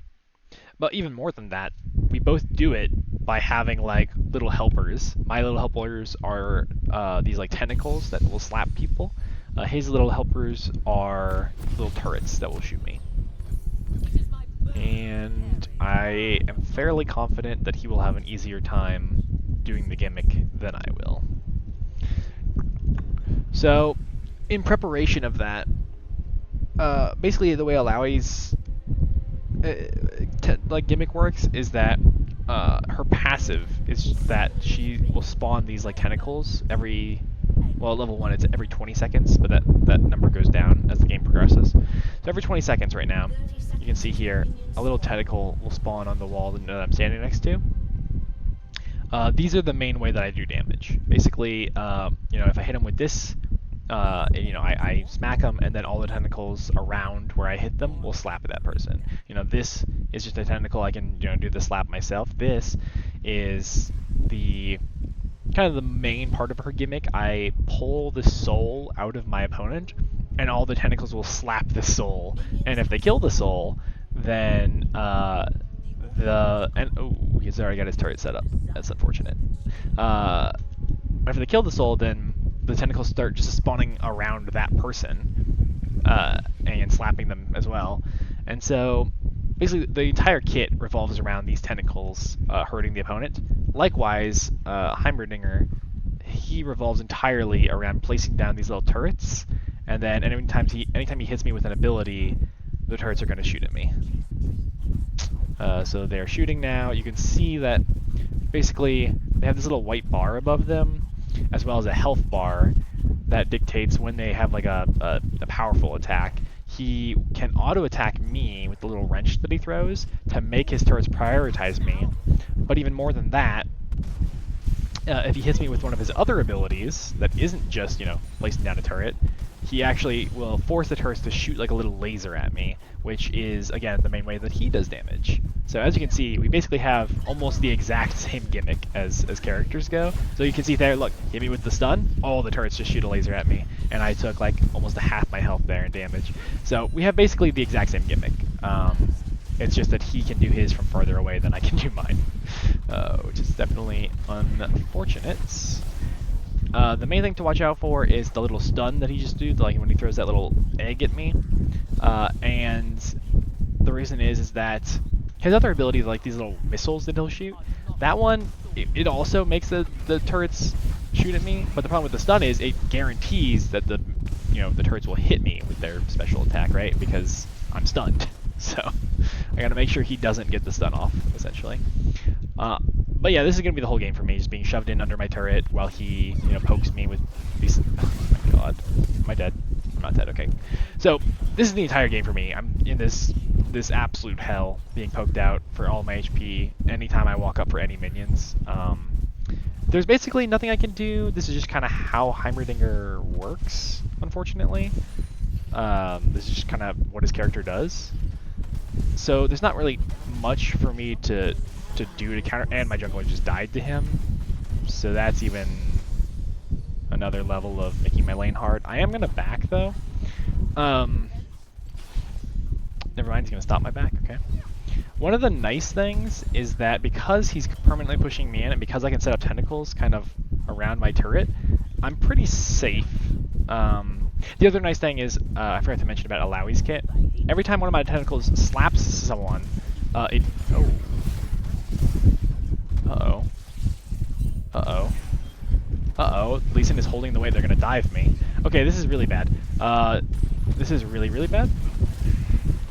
So, the problem there is that even though the Lee Sin died, and, I killed him, the Heimer got the kill, and he's pushing in the wave in. So, there's basically two ways to die in this game. There's dying on your timer, where essentially, like the... Also, I don't even know what to buy. Oh god, this is gonna be rough. I'm thinking... Oh, jeez, okay. Maybe tier into... I don't know, this is just a rough one. Basically, you can die on your timer or you can die on your opponent's timer. If you die on your timer, it basically means that you're in control of the lane. You're usually pushed on their turret, and essentially, if you die on your timer, it's not that bad because you die, and then they push the wave back to you, and then you get back from respawning, and then the wave's ready for you. If you die on your opponent's timer, when they're shoved in all the way to your turret, it's way worse because then not only do they make you miss an entire wave, not only do they get a turret plate, which gives them even more gold, but also you are forced to be in a terrible position as soon as you get back to the lane. Like you're still in the same awful position. So it's never really a great idea or a great plan to try to force a fight when it's your opponent's timer. Okay, maybe this guy. Okay. Okay. So he did use his ult there. If I can just survive. Ooh, okay, I barely survived. I got his ult out of him, which means now when I have my ult up, when I hit level 6, I will actually have a pretty big advantage because, I'll have my ult and he won't have his. And he is stunned down right now. Okay. I'm still going to be really careful, though, because one stun and I am super dead. Okay, I have my ult, though. I'm going to watch out. Okay, I have his soul now. So this is his soul. As you can see, I can hit it just like a normal champion. He got too far away from me, so it automatically counts as me kind of like winning the minigame. So you can see here the tentacles are just spawning around him and slapping him now because he walked away from the minigame. The only way he can make that not happen is if he stays in range and I can't kill his spirit in time, right? Because if I kill the spirit, he loses the minigame. If he walks away from the minigame, he loses the minigame. So basically I want him to lose the minigame so that he can spawn tentacles around him, and essentially I get a bunch of healing, because like I said, every time a tentacle slaps an opponent, I heal for a little bit. One nice thing, like I said, is that I have ult now. Unfortunately, we've been kind of waiting too long. At this point, he probably also has his ult back up, but... yeah, okay. So, right there, he was probably right about to get his ult back up, so I basically had to make a move. Oh no, Lee Sin's up here. I don't have time to push a wave now. This is actually really bad because now, like if I stay to push this wave, Lee Sin probably comes up and kills me. So I just have to back because I'm too low HP. But, I don't know, something like that. But the kind of nice thing is that at least it's pushing, you know, at least the wave is kind of in an even spot. Like it's not like I have to walk way far up, and it's Heimerdinger, so he'll probably just instantly push it back onto my side anyway. So not that bad. So we get the kill there because again, he doesn't have his ult. I have my ult. Essentially, the way that my ult works is I slam the ground around me, and everyone that's in this circle, every opponent that's in that circle, for each of them that I hit with it, I spawn another tentacle in that little area, and then all of my tentacles just start slapping him. And every time I hit my W, well, part of that ability is that every time I hit someone with a W, all the nearby tentacles slap them. So the idea with her ult is you want to... Oh, got his soul again. Okay, so we just slap it. So he left the area. Now the tentacles are going to start spawning around him. And he's going to be in a lot harder position to try to fight me because he's, you know, got to worry about tentacles spawning around him and slapping him. But anyway, as I was saying, the way that the ult works is all the tentacles just start slapping him. And then I can even make it even worse for him by, you know, keep hitting my W on him so the tentacles slap him even more. One interesting thing that's kind of one of the big, you know, bread and butter parts of Alawi is that because, like I said, it spawns a tentacle for each nearby enemy, I want as many enemies around me as possible, right? That means more tentacles. Oh, he blocked my E with the turret. But one of the nice things is when I pull that soul out, that counts as an enemy. So, ooh, I'm ending dove again. This is bad. Okay, I can outplay it though. I have my ult. I have my ult this time. So basically, watch. I need to hit my E. Now when I ult, I get two tentacles, one for Lee Sin himself. Oh, damn, I did die. I still killed him, but, so, see, I spawned two extra tentacles instead of one, because I got one for him, Lee Sin himself, and one for the soul that I ripped out. So then there's just like three tentacles in this little triangle that are just constantly slapping at him. He had no way of surviving. Unfortunately, the Heimerdinger was able to kill me again, so it didn't work out as good as I wanted it to, but it's okay. We can still definitely come back from this. It's not the worst. He's getting 3 plates total. So we are definitely behind in gold. Pretty significantly behind in gold, I would probably wager, because even though we have the same number of kills, 3 to 3, he has 3 plates, I have 0, and he has way more farm than me. So he probably has at least, I would say, I don't know, let's just say like 1,000 gold more than I have right now. So that's pretty significant, because that means that when he comes back to lane next from base, he will have his full completed item. I will still be sitting on a bunch of components, and it's always more powerful. Ooh, he hit the stun on me. That's bad. I needed to not get hit by that stun. As you can see there, I lost like almost all my health just from that one stun, which is really bad, because now basically I'm going to have to back and TP back to lane when I don't want to. Ooh, I hit his soul though. That's really good, because like I said, it heals me a lot. Okay, that's not bad. If he stays and keeps trying to fight me, I actually am in a good position, because what I can do is I can wait for my ultimate to come back up and try to hit him with my ultimate again. Missed my E there. So it's actually not that bad. Also, my Sejuani's coming up. Ooh, dodged the stun. That's good. My Sejuani's coming up here, so we can probably kill him if I play it smart. The problem is I don't want to just run into the fight, because again, he has a bunch of turrets set up. So similar to how my character works, is if I fight him in, you know, a bunch of his turrets, I'm gonna lose. You know, if he fights me in a bunch of my tentacles, he's gonna lose. So I gotta make sure that I'm fighting on my terms. I don't want to just jump into, you know, 3 of his turrets and just die, because that will, you know. Oh, he did it again. He blocked my. Okay, he almost hit me with the stun there. He blocks my E by placing a turret down as I throw it, so that it hits the turret instead of him, so I don't get his soul. That's okay though. Again, not a great position, because I'm losing out on farm. You know, he's getting way more minions than I am over time, because, you know, I'm having to play super safe, because he can just kill me if he hits an ability. But Sejuani is up here. Okay, that's his ultimate. That's his ultimate. The big turret there that he just placed, that's his ultimate. So he has no ult again. My Sedge is up there. The problem is I can't even walk up until that turret goes down. Okay, perfect. Okay, it's fine. That's fine. I don't care that we didn't kill him because he had to flash away and he had to ult there, and he probably doesn't have TP, or actually no, he might have TP. But even if he does have TP now, he did have it. So he TP's back. I'm gonna instantly back and TP myself. So now he's gonna have his complete item, but I'm gonna have mine. So yeah, as you can see here, he has a completed land. Damn it. Okay, I thought that might happen. He has a completed Liandry's, and I don't have a completed item, so which means, are you serious, dude? Do not stop my back again. There's no way. Okay. No. Fuck, I'm dead. That sucks, dude. That actually just blows. I just needed to get that back off, but then he rightly stopped my back by throwing an ability in there because he guessed that I was in there, and then walked up, stopped my back again. Okay, that's just, like I said, this is basically the most annoying gimmicky top laner that you can play. There isn't really a more gimmicky annoying top laner. But unfortunately, he gets my whole turret there. That's a decent chunk of gold for him. He has double RCS, he has a full turret on us, all the plating from that turret, and a kill on us. So he is probably double our money at this point.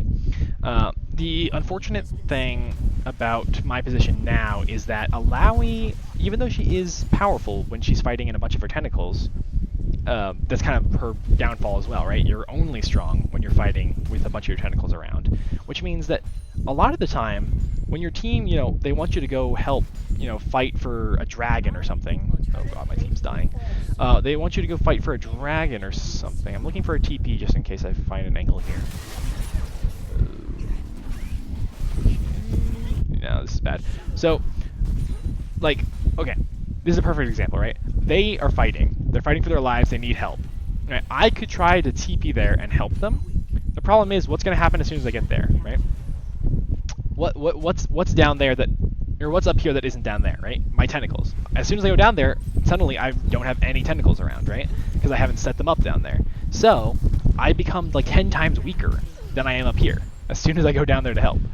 So one thing about Alawi that's kind of unique is that she's kind of like a one-track mind. You basically just want to keep being not with your team. You want to keep split pushing, you want to keep pushing this lane down, you want to keep staying where your tentacles are, because that's where you're strongest. And typically what you want to do is, instead of going to fights and fighting people, you want to force them to come to you and fight you where your tentacles are.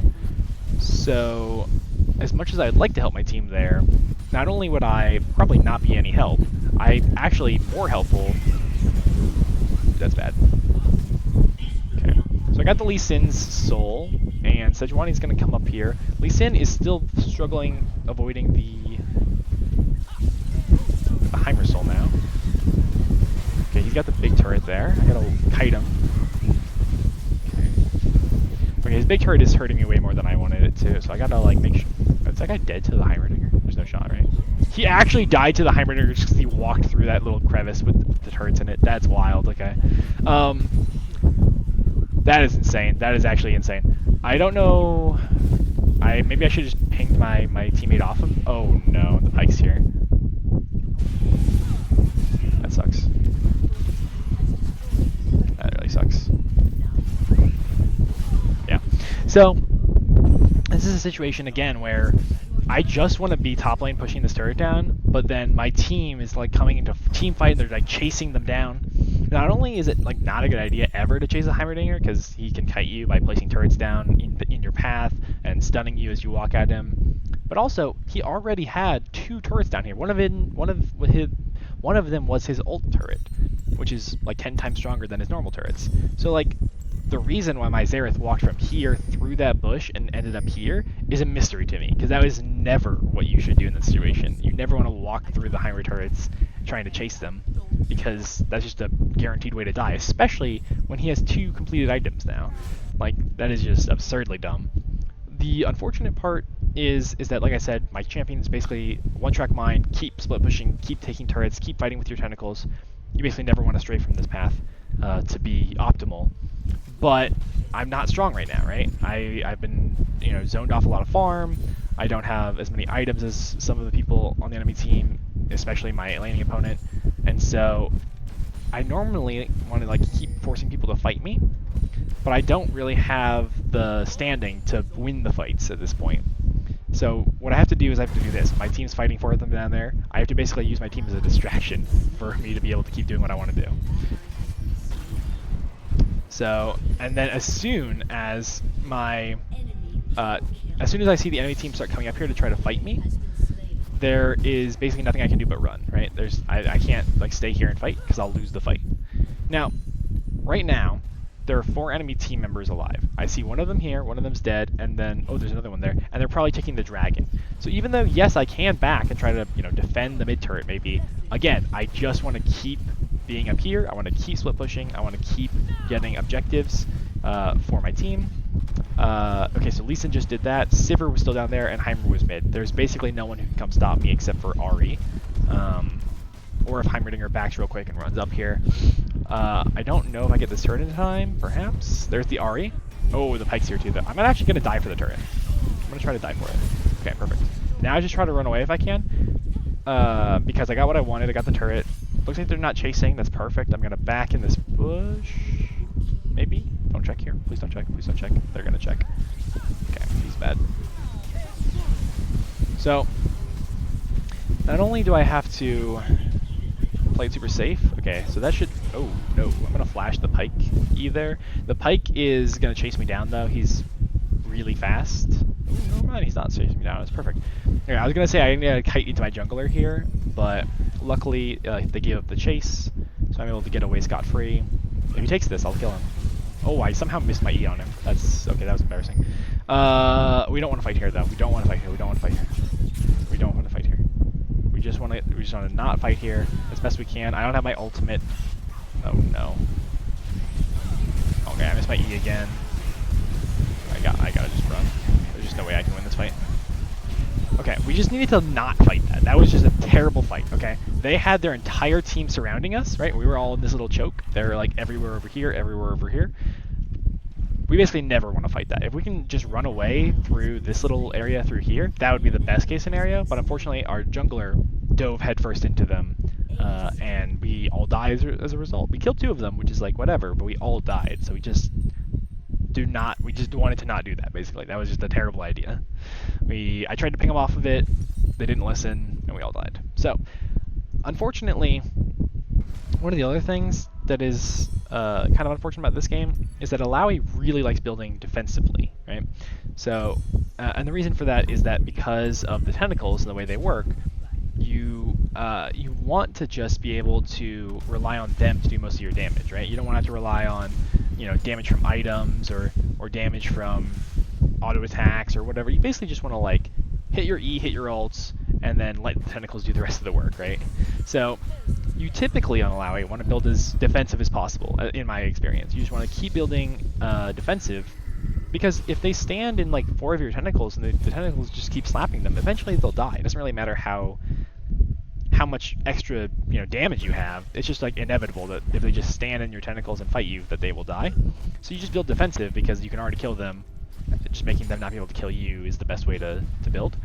Unfortunately, this game I'm so weak that I kind of am forced to build aggressive items so that I can continue forcing my way through lanes and forcing people to come stop me, because otherwise I'm just not strong enough to win fights, right? I need actual damage that is...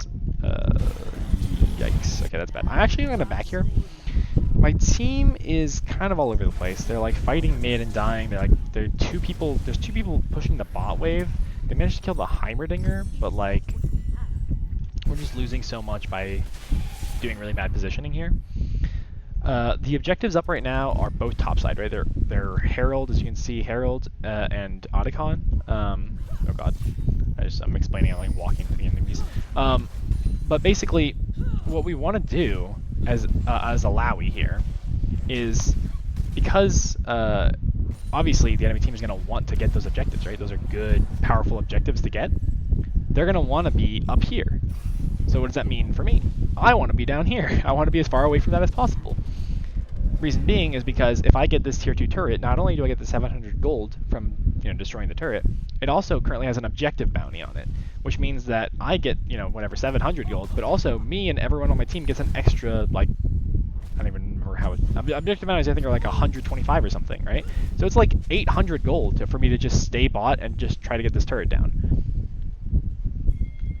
So my team is also positioning around Dragon, which is really good, because that means that not only could I try to get this turret, and not only is okay, so they just did Otacon, which is that's good for them, but because my team is all down here positioning for Dragon, we can probably just immediately get the Dragon as soon as it spawns because they aren't here ready to fight for it.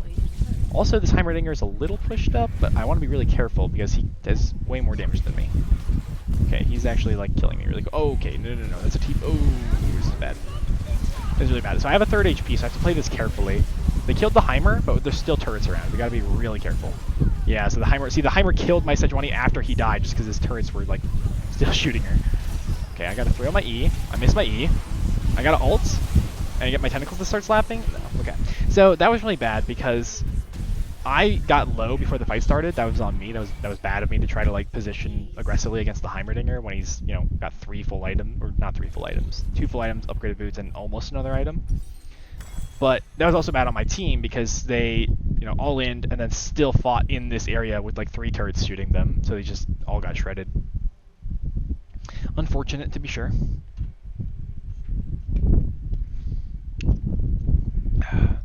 I'm not doing great this game. This is a rough one for sure. Our main win conditions are Kog'Maw just being able to basically do what he wants in a fight. He's also died a lot. He's died 9 times, but he's got 3 full items plus boots. And because of that, if we just like let him stand really far back and just auto attack in a fight, this guy will do so much damage to the enemies. Like, he could almost single-handedly kill all of them if we just like basically play Mr. President get down and just like keep protecting this guy. Reason being is because he has a bunch of on-hit damage, which means that his extended, long fight. Oh my god, there's no way. That one turret did like 1/3 of my health just walking up and hitting that turret. That is insane. Okay, Pyke is gonna try to assassinate this guy. Damn it. Okay, I was gonna try to avenge my boy. Unfortunately, I don't have my E up right now. Otherwise, I would try to fight. But, ooh, there's the Siffer. If I can hit the E on her. I missed the E, okay. Well, we got the Pyke. They got a bot turret there. This turret is actually still, like, threatening to... Eesh, that's bad. I might be dead here. I couldn't get my ult off. If I got my ult off, maybe I'd have enough damage, or enough healing to survive that, but maybe not even then. This guy has a decent amount of damaging items. Okay. The good news is we have a very good team for being behind in, right? Like, I can split push, I can get objectives when the enemy team isn't looking. Kog'Maw can just sit there and auto attack and he'll do damage. Sejuani's a mega tank, she'll be really hard to kill. Xerath can hit and do damage from really far away. Thresh is a hook champion, so he can set up engages. Like, all of us have decent utility even when behind, which is nice. I need more magic resist, I'm guessing. I could actually just buy a Winter's Approach at this point, because it's a cheap item that I already have a component for. And just hitting another power spike quicker might be a better solution. Oh, it's looking close. Okay, our Kog'Maw flashed forward there, which is a little unfortunate.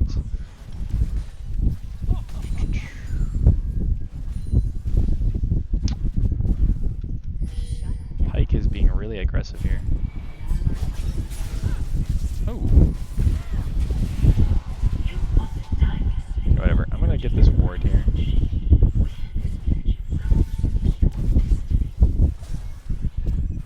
Okay. They're like all like standing in our jungle for some reason. This is really weird. I guess there's a Heimerdinger there. Heimerdinger's still... Ooh, I'm in a bad spot. I'm in a really bad spot. I need to make sure that the Pyke doesn't hook me, because if the Pyke hooks me into the Heimer turrets, I'm basically just insta-dead.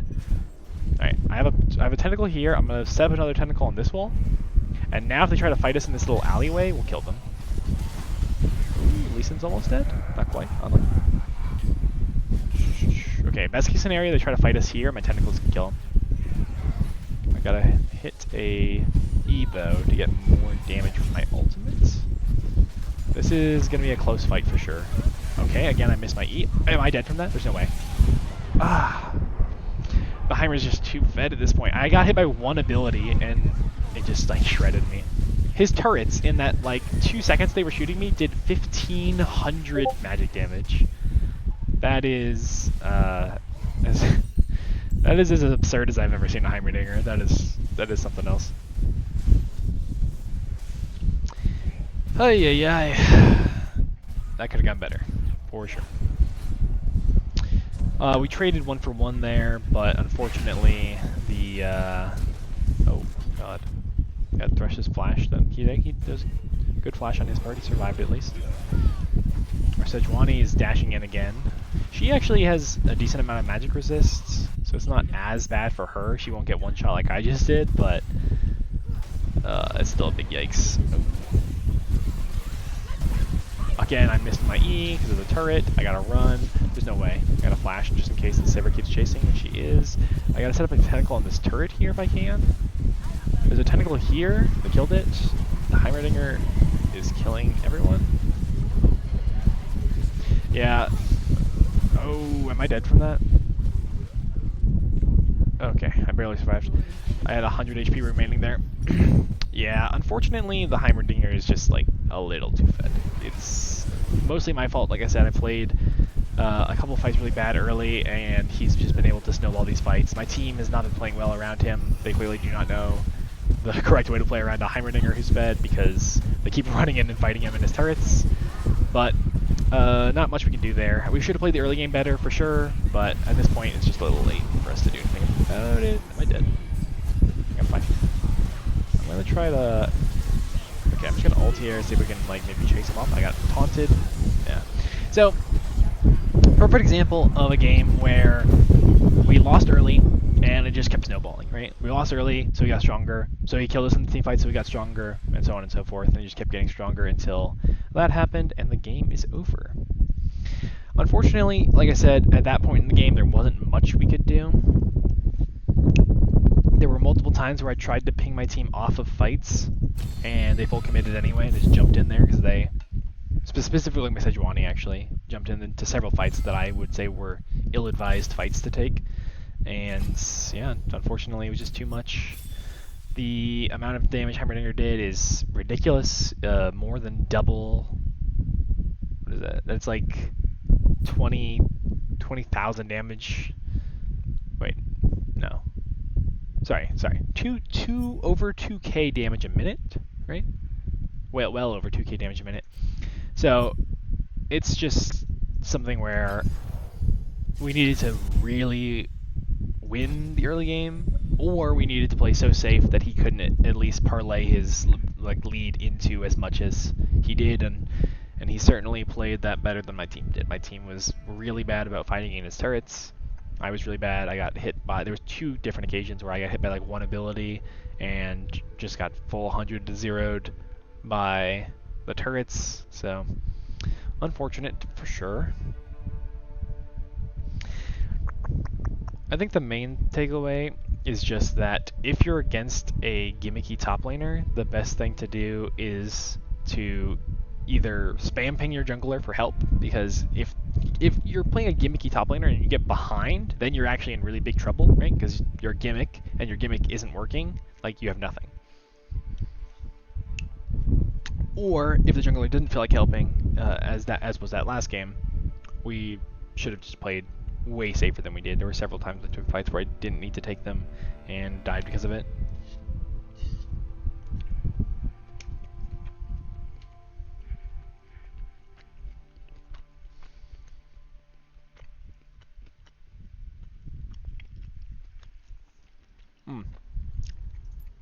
What did that drop us to? 53? I believe we were at 74 LP before that game, so we only lost 21 LP from losing that game. Not bad. Not bad at all.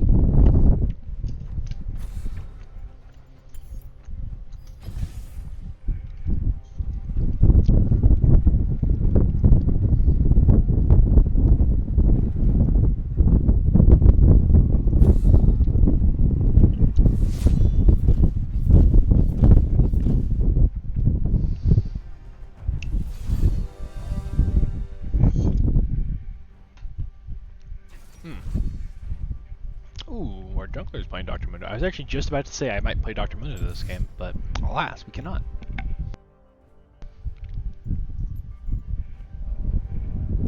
Ah. Who to play? So many choices. You know, we've already been on a streak of playing a different character every single game. Maybe we'll keep it going. Play another new character this game. So what do we play already? Sets, Aatrox, and Ilawi.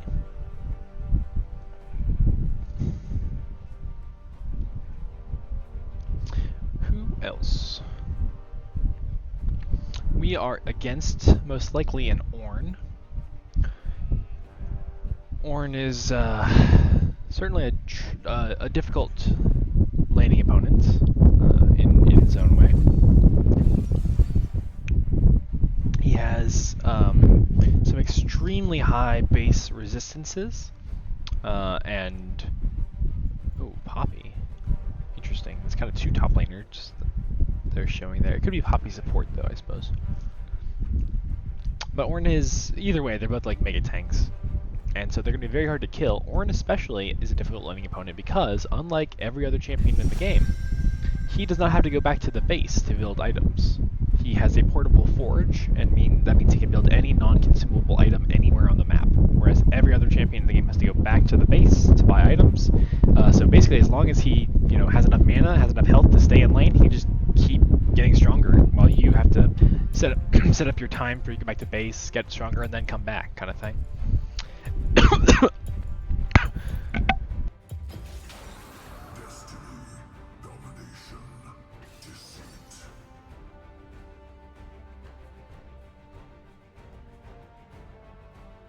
Oh my goodness. I felt like a bean sprout get caught in my throat or something.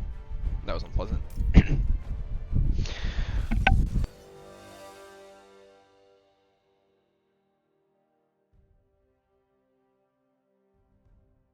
Alright.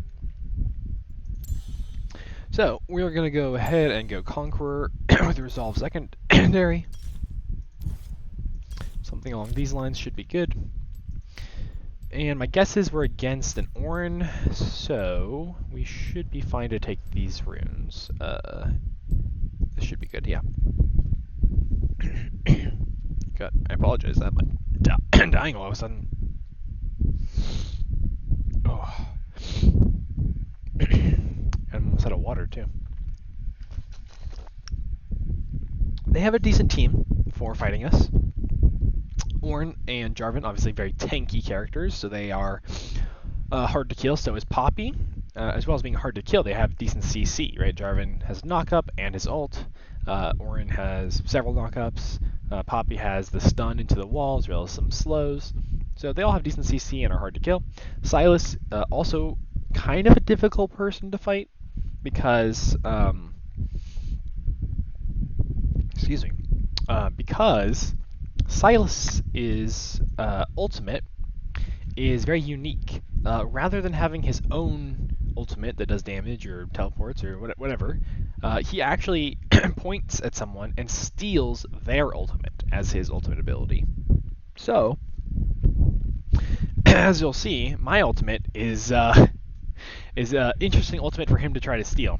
Essentially, the way it works is, as Mordekaiser, I point at someone, and me and them go to a different dimension. We're still in, the whole dimension we're in looks the same as where we were, right? So it's still the same map, the same turrets are there, the same, terrain is there, right? But none of the other, it's just us in there. Nothing else is in there but the two of us, right?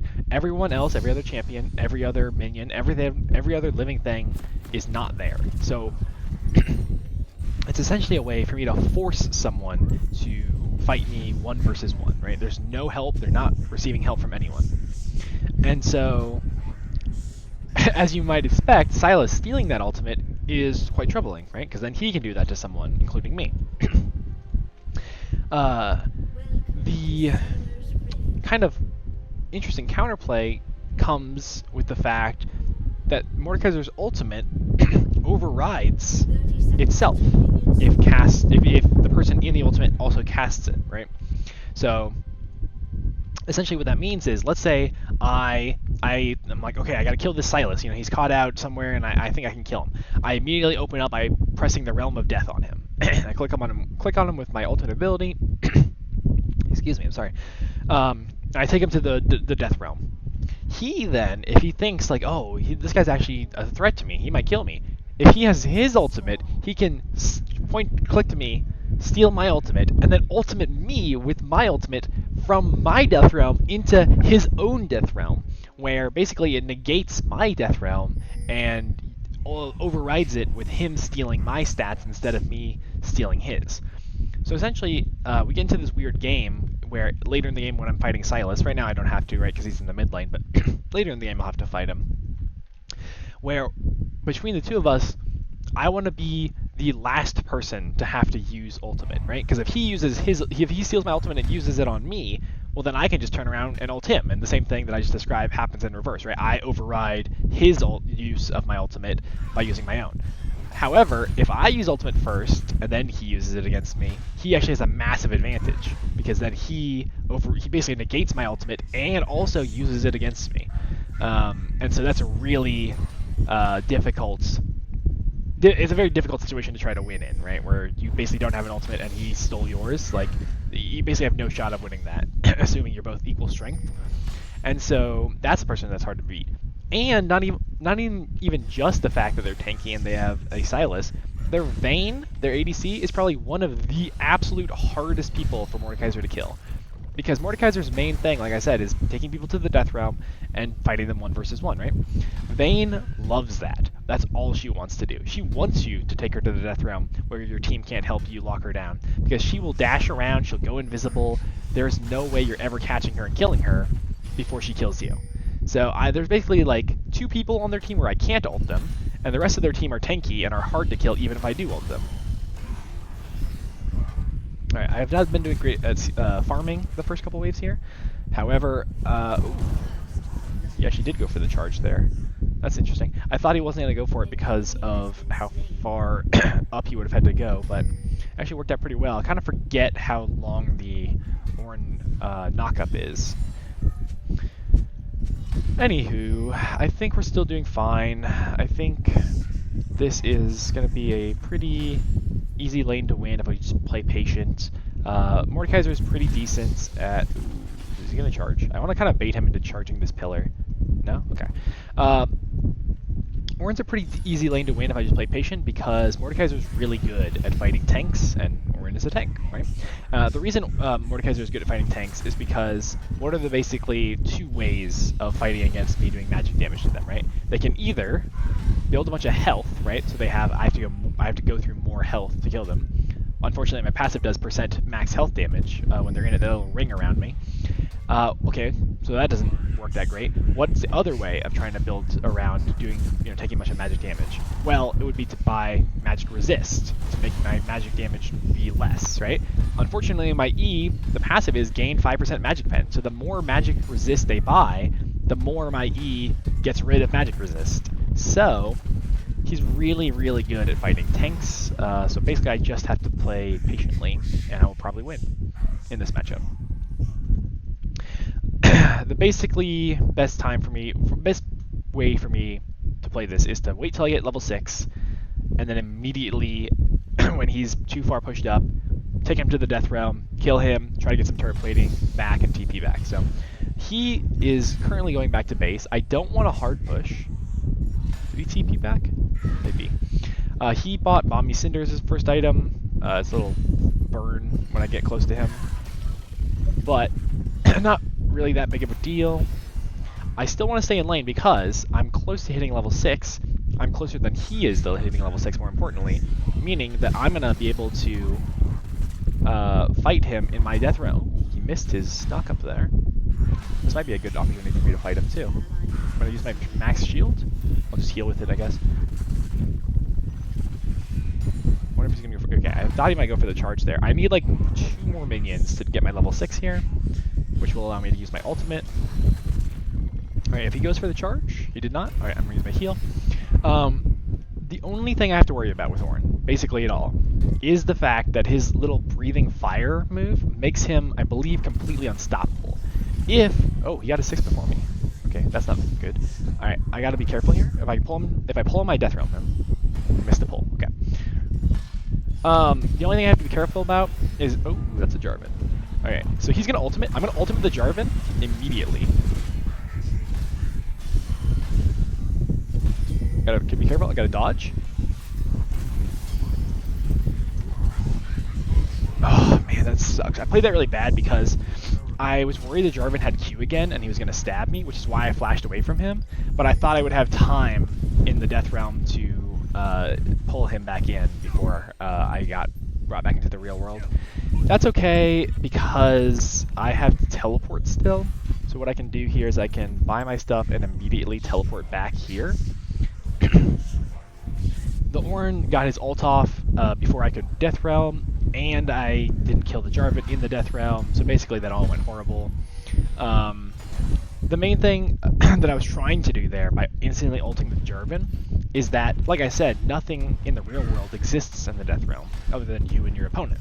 So if you saw, the Ornn's ultimate there was like this big oh, Jarvan's still here. Jarvan just threw a flag over the wall, so he must be nearby? Hello? I don't know. But anyway, as you saw, the Ornn's ultimate is like this big ram that comes by, and that's what actually knocked me up at first, was him hitting me with the ram. If I had hit Jarvan with my ultimate abilities quicker, he actually wouldn't have knocked me up at all, because the ram only exists in the real world, not in the Death Realm. So if I go to the Death Realm immediately, I would have actually completely dodged Ornn's ultimate, and maybe even won that. I don't know. It still would have been kind of close. Jarvan's pretty good fighting. Ooh. I'm gonna... Okay, we're fine. That's a fine trade to take, honestly. Not the best. But really what I want to do is I want to get the plate... Oh, does he have E again? Surely not. Okay. Oh, he did have E again. Ooh, that's bad. I might be dead here. I'm going to try to fight him, though, because I'm really good in extended fights. Okay, that's fine. I don't get the plating here, which really sucks, because that's what I want. It's like one hit away from me getting the plating, which is an extra 20 or 125 gold for me to spend. I have ultimate in 10 seconds, actually. I'm going to stay. I'm going to try to bait him. He'll have ultimate up here in a second, too. He might engage with it, so I got to be really careful that I don't get caught out while he has ultimate and I don't. Oh, he's actually trying to build an item right now. I'm going to ult it. Oh, okay. I'm going to wait for my Q before I go under turret and start tanking. Oh, that sucks. I think it'll disappear. Yeah, okay. So as you saw there, he actually fell into a really, really bad trap there. He used his ultimate in the Death Realm, and then we went back to the real world, and his ultimate went away. So that was a blunder by him for sure. The good news by him doing that is that means I can stay and try to get this plating, because now he doesn't have the threat of, you know, keeping me CC'd the whole time with his ultimates. So I can basically get this plating for free. I just need the minions to hit the turret. There we go, 125 gold. And then I can even kill him. Oh, very close, very close. Not quite. He already has enough magic resist to make me not be able to kill him very easily. That's okay though, because we got what we wanted, which was the turret plate. Oh, he's staying. That must mean Jarvan's nearby. There's no way he would stay if Jarvan wasn't here. That'd be kind of suicidal. So you saw there, I went for the pull, but because he was in his unstoppable mode with his little fire breathing, I actually didn't pull him at all. That's what I was talking about before when I kind of interrupted myself. What I have to worry about with Ornn is that if I try to ultimate him, that counts as a crowd controlling ability. Meaning that if I ultimate him and he's quick enough and he uses his breathing of fire, it'll actually not take him to the Death Realm. He'll like block my ultimate. So I need to make sure that he doesn't do that. That's about the only thing I have to worry about with fighting Ornn. Otherwise, it should be pretty easy. So, that all said, we have our full first item. We're going to run back. He doesn't, so we're in a good spot to fight. Now, this item doesn't give damage directly as its passive. This item that we've just built, Rylai's Crystal Scepter, actually just makes it so that all of our abilities slow, including our passive, which is that field that's constantly around us while we're fighting. And so what that means is, if we ever, pull him and start fighting him, he's not getting away, right? He is stuck being very slowly walking away as I'm walking with him. My passive also makes me move faster. I get 6% move speed, and he's reduced by move speed. He's slowed by 30%. So essentially, if he's ever in a spot where he's like in this part of the lane and starts fighting me, he's not getting away. He's gonna have to full commit because he has no way of ever walking away like this. And I'm an ult here, and I'm just gonna kill him very easily. Oh, we actually dodge. He has his full item now. He didn't have it when he got back to lane, but because, like I said, Orin can build items when he's not in his base, he actually bought it while he was in lane. So I'm just going to try to poke him out under turret. Ooh, that's kind of crazy. I'm not sure. Ooh, okay, he actually... I thought for sure that he was dead. Okay, he is dead. But he actually was a lot more aggressive than I thought he was going to be. Usually, people, when they're that low, are a little defensive. He actually dashed in at me, which is definitely respectable. Oh, I almost died to the turret there. Anyway, we killed him. The only thing we gotta worry about now is if Jarvan's up here, he can maybe kill us. But because I have teleport, I kind of want to stay for another plating. Unless Orin TPs, which I don't think he is. So I'm going to stay for this plating. Normally, you don't want to overstay your tempo. And what I mean by that is you don't want to like try to stay in lane as long as possible, because what will happen is the Orin now has already spawned and is walking back. He's probably right about here right now, right? So he's going to get back to lane pretty shortly. If I were to just like keep staying in lane, what would happen is I would eventually be in a situation where I'd have to, fight him when he has a big advantage because I haven't backed in a while, I'm low HP, and I haven't spent my gold. Or I would have to basically just back and let him get as much turret plating back on me as I just got on him. And so that's just never a good idea. However, the difference why I could do it there is because I had teleport, so I can immediately come back to lane and not lose anything, basically. The nice thing is we have all 6 grubs, which means we do a ton of damage to turrets. And so we're essentially just going to be having free reign to take objectives as much as we want, so long as we are paying attention to where people are on the map and we're not getting collapsed on. And even then, because my ultimate is so good at like winning 1v2s, because I can, if 2 people collapse on me, I can ultimate one of them, and suddenly the other one who tried to, kill me is just standing around being like, well, guess I'll wait till they're done. Like, there's nothing I can do to help Orin once he's in my ultimate, because he's alone in the death realm. That's the whole point. So, the nice thing about that is that I can play super aggressive, right? I'm way pushed up, right? Anytime the Jarvan could come up here, and he would definitely be able to fight me, because I'm super far up, right? I'm nowhere near my turret. I can't run away. But that's good, because it means that if he is incentivized to come up here, I can just like instantly ultimate him as soon as he gets here, and then maybe instead of him killing me, I'll kill both of them, right? They have no way of fighting me to be... Okay. Well, this guy's crazy. Again, he's playing... I appreciate how... I respect, I should say, how aggressive he's playing for someone who's this far behind. Ooh, actually, I might be dead here now. That was good on his part to keep me locked down in the slow for so long. But he's playing super aggressive. In that case, it was probably he was playing aggressive because he knew his jungler was coming. But still, it's like he's been playing kind of hyper aggressive the whole game, even when he's like pretty close to dying. Most of their damage is coming from Sylas right now.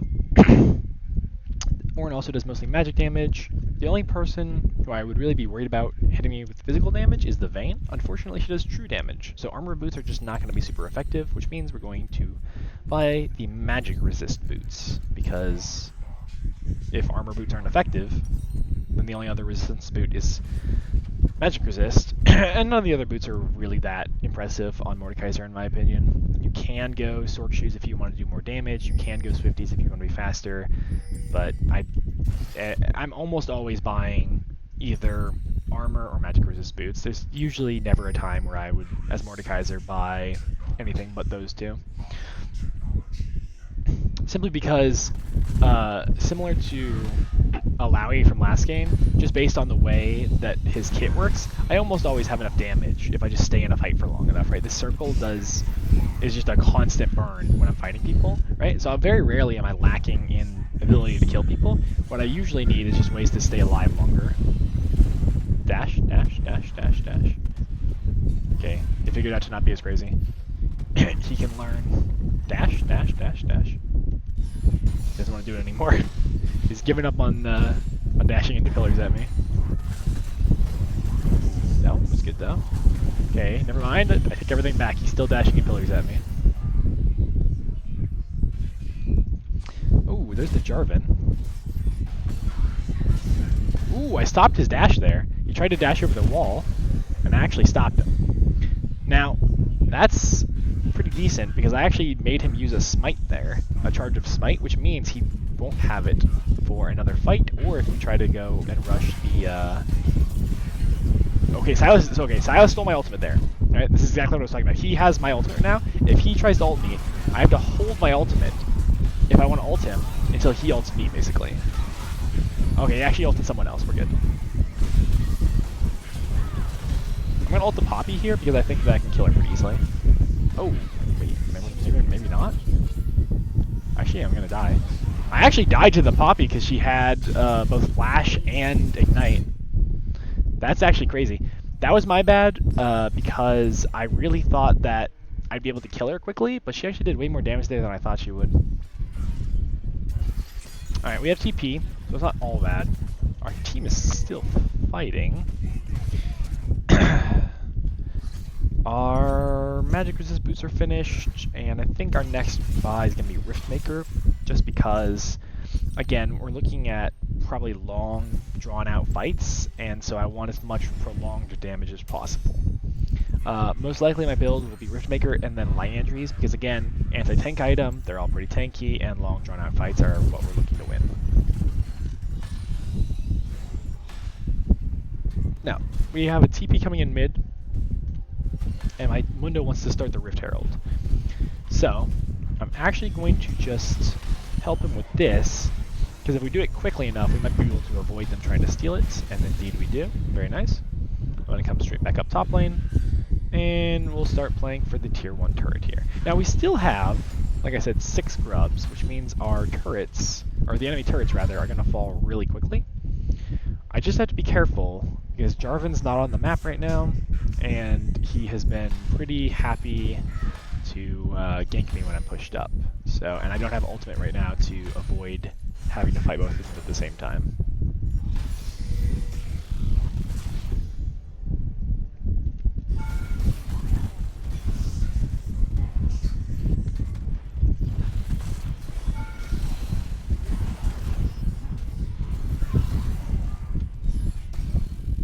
Okay. Not bad. We are still in a position where we can kill him. He's just got so much magic resist it's going to take a while, so I'd rather get him low and then try to ultimate him. The last thing I want is to, you know, take him to the death realm and not kill him and just have wasted the cooldown. So we're going to try to avoid that. I still am not having any luck pushing against him because he did go for the Hollow Radiance first item. Gives him a ton of wave clear. Basically, anytime he kills a minion, you see those little purple explosions that are happening. That's because of his item. It makes it so that anytime he kills a minion, there's a little explosion that does damage, and so he can clear this wave pretty much instantaneously just by killing a couple minions here. Might be in trouble here. Oh god, I can't take fights very easily because of how easily he can clear the wave and how easily he can disengage. I'm going to have to play it slowly. My team is still doing fine without me, though. My Mundo is pushed up. It looks like he's just going to steal some camps, which is fine. Oh, he met the Jarvan, though. This is bad. I'm going to try to help him. Okay.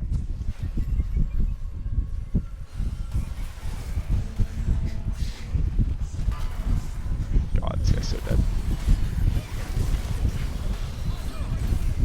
I got Poppy ulted away. That's okay though, because they didn't die. It basically just uses a disengage tool there, which is fine. Honestly, she might not have even had to do that. She might have been able to actually just let us stay there, and they probably would have won that fight anyway. They're still trying to defend this tier 1. They TP'd back, so I still don't get to take the turret, which is a little annoying because that's really what my whole goal has been up here, is to take this turret. But that's okay because I'm getting a decent amount of farm. I'm getting some pressure from other members of their team. And so, as long as, oh god, they're actually all coming up here to fight. I don't know what to do. I'm probably dead actually at this point because I walked the wrong way. I have flash still if need be. Okay, I'm fine. Oh, the Jarvan actually went over the wall there. I'm gonna ult the Jarvan such that I can, fight him and maybe get a free kill before we fight for the objective. That's good. So I killed the Jarvan there in the Death Realm. This makes it so that we can at least try to force a fight here. Our Rise is pinging us away, but I think this is good. I think this is actually a good fight to take. Oh, and Rel ult had a decent impact there. I can kill him. I gotta get out though. Ooh, Silas is here. Silas might have ult still, and he did have ult. So now I am in Silas's death realm, and I gotta try to survive my own ultimate. That sucks. I got ulted by myself, basically. Silas stole my ultimate. It is unfortunate for sure. The good news is he just killed me and then died, which means that my team probably gets this for free. Super nice. Also, this turret probably is going to fall pretty soon. So everything lined up there pretty much the way I wanted it to. Despite the fact I died, I'm pretty happy with that outcome. I'm officially out of water. Alright, Dragon's also coming up in 40 seconds. So my team should probably be focusing on that now. I think Rise is going to try to get this tier 1, which is totally fine. And then immediately I'm going to run bot lane. Actually, I still have TP up. I'm not going to run bot lane. I'm going to run mid, make sure Vayne can't push this wave out, so that we have presence for the dragon coming up soon. I'm going to ping I want this dragon. And then I am going to... Ooh, never mind, in case I got that whole wave.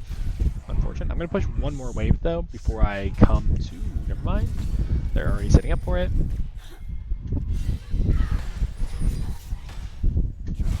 Okay. This is interesting. Our whole team is here. We have 5 people. But we got to be sure to play this carefully because they have a decent team fight.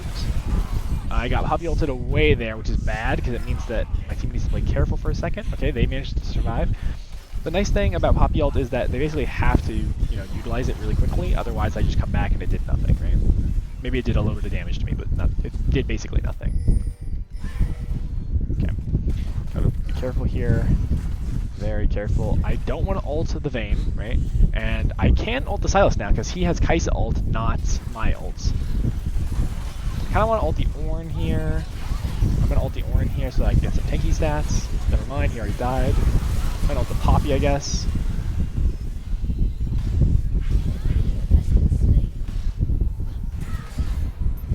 Okay, so they all died. We get Dragon for free. I'm going to grab mid-tier 2.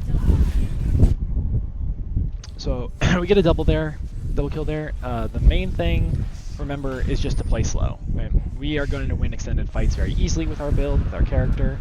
So as long as we don't rush anything, we're going to win pretty easily. I don't want to play for this though, because they're going to be up in time to defend it. I'd rather try to get this tier 2 while my team is pressuring down here and here, because they're not going to have enough resources to stop all of us. They just aren't going to have enough people.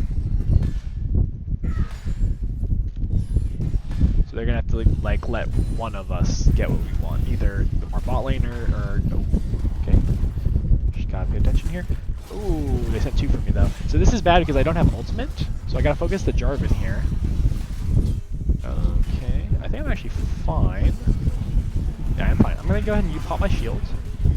Keep fighting. I gotta keep my. Ooh, that was bad. Okay, the Vayne showed up, and that is not good. It means my Mundo who tried to save me is definitely also dead. Yep, he got condemned. We did get bot tier 2, and it looks maybe like bot tier 3. Okay, yes, bot tier 2 and bot tier 3. And the Ornn who TP'd in doesn't really get anything for his TP, so that's really good. Overall, not a bad trade. It does suck that I overextended there, but as soon as I saw the Ornn, run into the turret, I sort of sprinted back as far as I could, but being a little greedy there. Alright, we're going to go ahead and play for Baron now. This should be enough to win the game at this point, if we get the Baron, that is, because we already have a decent amount of pushing power with our characters. We've been winning fights pretty well, and so the Baron is just going to kind of seal the deal. Unless we die somehow. Please don't die. That's funny. Okay, they used Poppy ult there. I think it still uses the cooldown even if she doesn't cast it. Okay, Vayne condemned me away. This is actually a good chance for us to kill the Vayne here. Perfect. This guy is dead without my ultimate use. I want to save my ultimate if I can, right? It's a very useful ultimate, so if I don't have to use it, I will not. Alright, we get Baron for free here. The only way that this doesn't get us a free Baron is if somehow the Jarvan Smite steals it.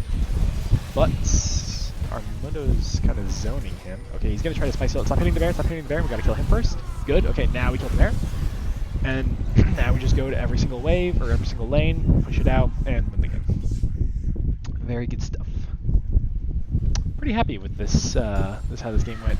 I had a little bit of a rough early game because the Jarvan got Ornn an early kill, but like I said, my champion is just really good at killing tanks, so we are not looking too bad overall. Alright, I have my Baron minions here. It's just the Poppy support for now, but I imagine she has backup coming. Otherwise she, you know, probably wouldn't just be like stancing up on me. So I'm just going to go ahead and instead of trying to fight her, I'm just going to take these resources that are basically free. And I'm going to go ahead and grab my Leandries, and immediately I'm going to start building defensive items. Because like I said, I have plenty of damage, now I just need defense. I'm guessing Jack Show is going to be my best bet here, so let's buy this. Actually, yeah, that's fine, that's fine. So I'm going to buy that. I'm going to immediately TP top. I haven't used my TP in a while. This isn't the best, you know, best case scenario for a TP. Usually you want to use it to get to a fight. But the nice thing about TPing top instantly is that all of them are walking down here to stop my team. So really it's just Ornn up here who can stop me, right? So this means that either they're going to have to, you know, send more people up here, in which case my team will win the fight very easily because there won't be enough of them down there, or I can maybe kill this Ornn or get the turret or both if they don't send more people up here.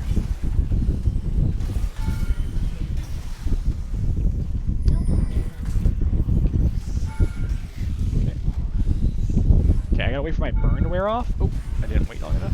I got my minions get the turret very easily. I lost a lot of my HP there, but it doesn't matter because my team is just annihilating them in this team fight. I'm gonna keep pushing because my Baron minions can kill him. I have 3 levels up on this guy. There's nothing he can do. He's ulting here, but there's just nothing. There's just no way that he can even. He shouldn't have even tried to knock me up there. He probably should have just tried to clear the minion wave better. Because now I just kill him. And then I still have a minion wave present. Oh, he dodged my Q there. That was good. But alas, it's not enough. My team just won so hard that team fight that they literally parlayed it into ending the game. Ornn never helped his team because he was too busy stopping me, so the game is just over. Like I said, the Baron just kind of seals the deal. We were already winning pretty hard, so the Baron is just enough to very easily take us over the edge. Very nice, very nice. We got an S- on Mordekaiser, very nice. Oh wait, hang on a second, I need to check. I haven't been checking. 29 LP, so we lost 21, gained 29, so that's good. We're positive LP gains on a win-loss. We got a lot of damage off that game. Again, a pretty easy win, as were the other 2 wins we've had today. We could play one more, but I kind of feel like just finishing out with some ARAMs. Just some chill, less serious gameplay. Just kind of doing whatever on random champions.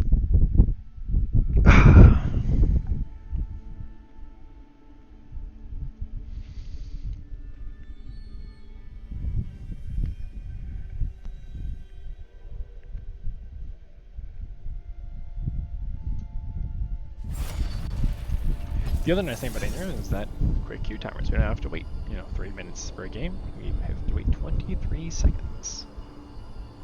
Very nice.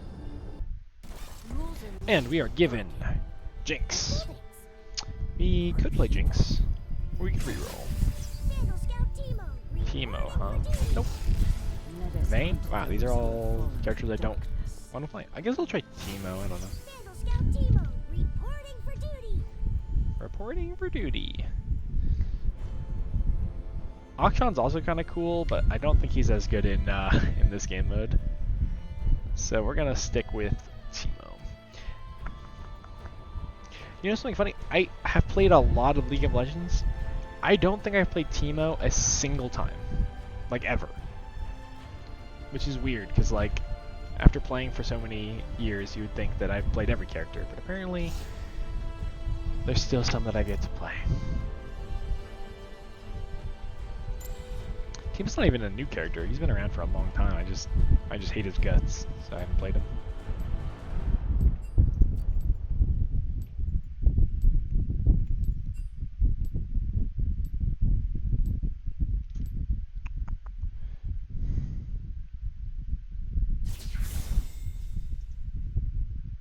Okay. Well, our team has not a lot of front line, which is unfortunate. Because this is a team fighting mode.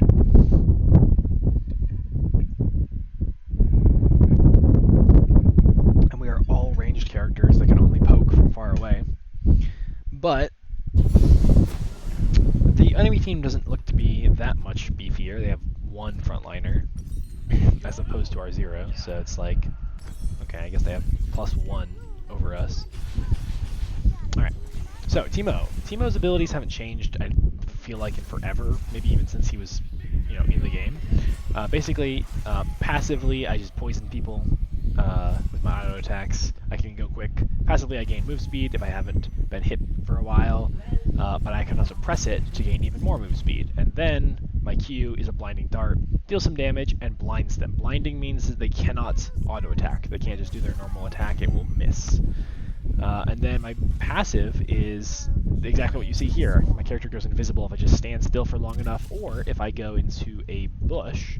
I don't even have to stand still, I'm just invisible anywhere in this bush. And also when I leave invisibility, I gain some attack speed. But yeah, that's about it. Okay, so I gotta go invisible, wait for them to walk up. Waiting.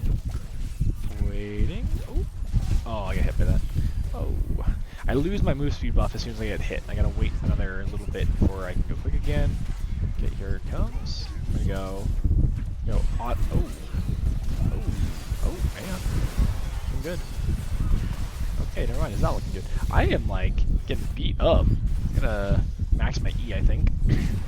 In this mode, I have some significant nerfs, because Teemo is just a really annoying character in this mode. But it's like -5 damage dealt, less damage to minions, -5 ability hit, or -10 ability hits, plus 10% damage taken. It's like every conceivable nerf you can think of, I have. There we go, first blood down.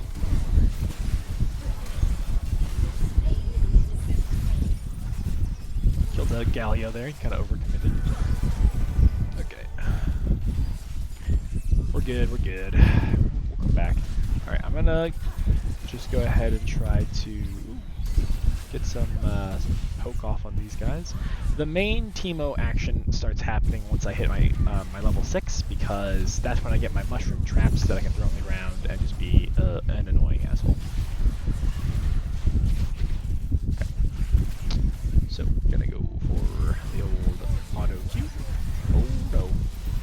Uh-oh. Flash! I should not have been flashed, I was CC'd for so long. Okay, whatever. By that, my boots. Now. We're gonna go Malignance into more burn. We're just gonna keep burning them. Burn. All of our things burn. We poison with our abilities. All of our items are gonna poison/burn. It's gonna be great. They're gonna hit we're gonna hit one ability, and they're gonna slowly burn to death. That's the idea.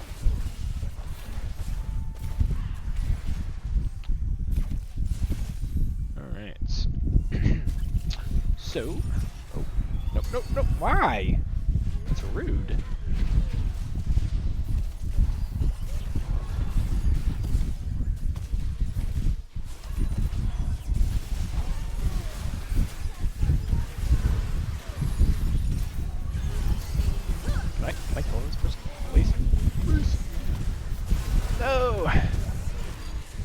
Okay. We can afford Malignance. Malignance is a very good Teemo item because it makes it so that our ultimate, aka our mushroom traps, will leave behind this little area that burns. And so, oh my god, I got a bunch of HP taken away before I even left base because of the Senna ult. So we're going to throw down a mushroom, and we're going to watch. Can I hit this person? Hello? Boy, buddy. Die. Watch him burn. Watch him bleed. He's dead. I didn't have, you see, I just walk away. I hit him, I walk away. Cool guys don't look at explosions. Oh god! Okay, the Syndra ulted me there, but I somehow survived. Never mind, I didn't survive. I let her hit me at another time. That was smart of me, for sure. We can't afford Sorcerer Shoes. We're just going to start working on our Light Andries with a book. And we'll run on back. So, just going to feed the Poro real quick. And I'm going to W to speed up here and just start throwing mushrooms everywhere.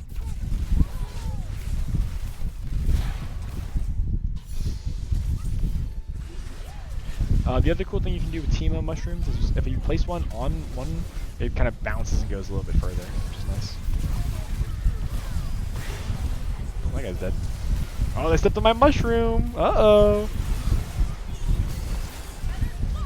She's probably dead to my poison. Oh, she had barrier? Oh, she's still dead. Now we're gonna the mushroom down. Hello! This is, oh god, I forgot my poison was still on them, so I took turret aggro. It's okay. Just gonna throw down another mushroom. Aha.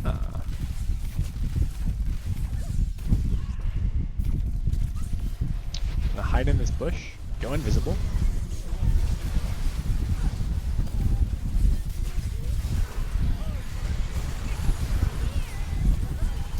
Uh-oh. Got stuck for a second there.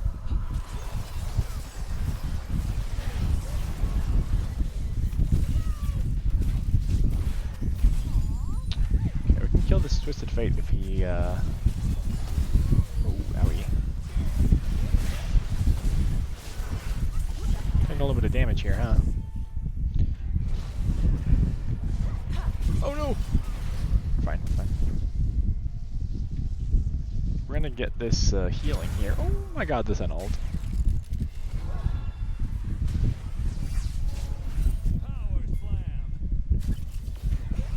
We're invisible. We're invisible. We got hit by a snowball. We're still invisible. Oh god, I got hit by a card. Oh no. I'm almost dead. This is bad, huh? We gotta be careful here. Very careful. Go invisible. Oh, the card. Okay, we're good. We're good. We're good. We're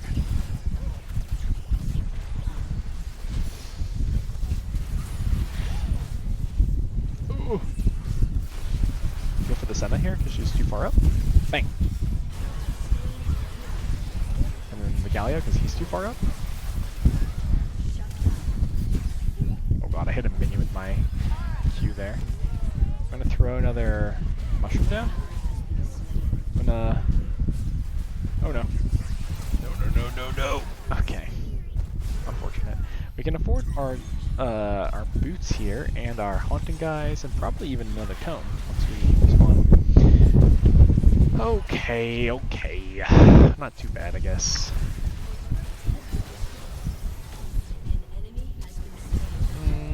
We're not gonna wait on the tone. We're just gonna go. My team needs me.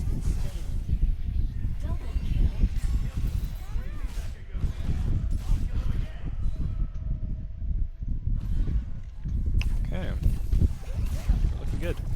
We are going to keep throwing mushrooms down, keep being annoying, as it is our job to do.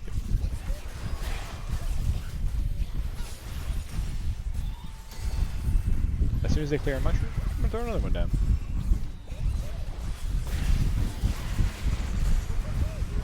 He's dead. Uh-oh. Uh-oh. Oh, I'm fine. Oh, the feathers. Okay, we're gonna afford our faded ashes now. We're getting close to our second item, which will definitely be helpful.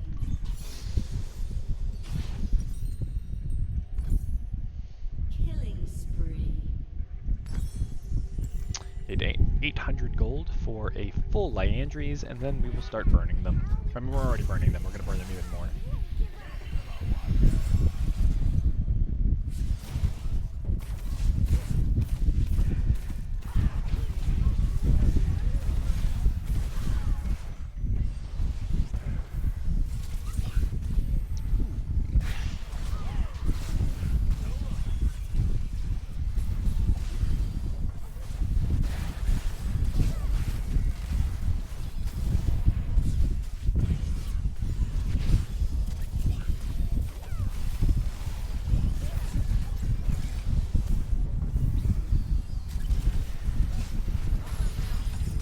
Ah!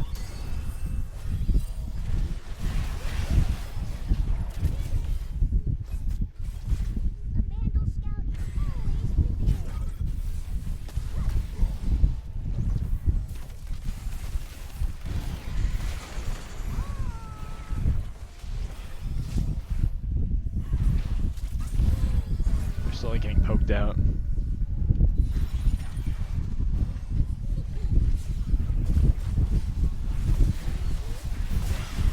Oh god, what am I getting stunned from? No, I was stunned for so long! I don't have my full Andrews now. No! Walk on my shroom. Walk on the shroom. Walk on the shroom. No, someone, anyone, someone died on my mushroom, please. No. So sad. This is the worst timeline. I need someone to walk on one of these. Okay, listen, they're not doing anything if you don't walk on them. Guys, it's rude. Ugh.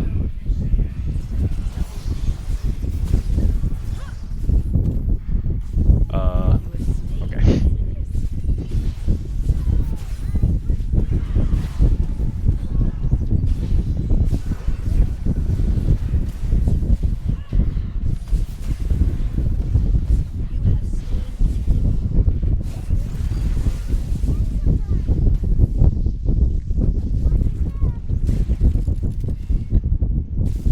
I'm gonna put some mushrooms under their turret.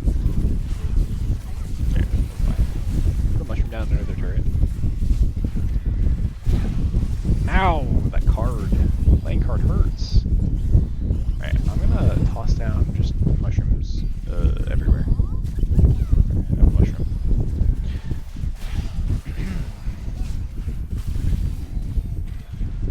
Beat them up.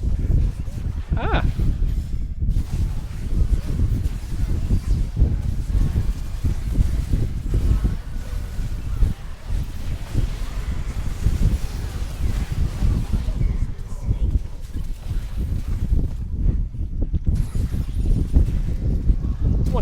Someone get in my Q range! Oh, never mind. Jace just killed them both.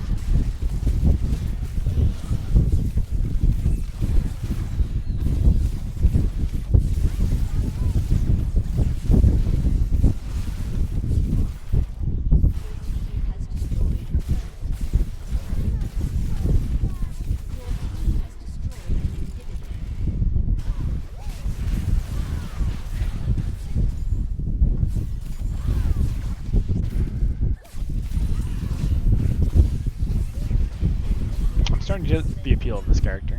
It's very annoying to play against.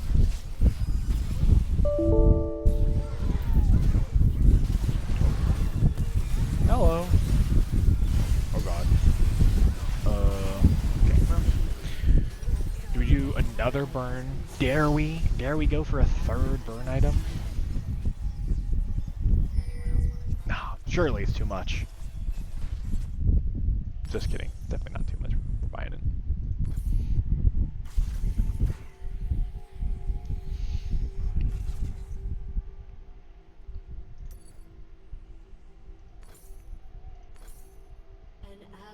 We're gonna buy both components for our Blackfire Torch, and we're gonna go.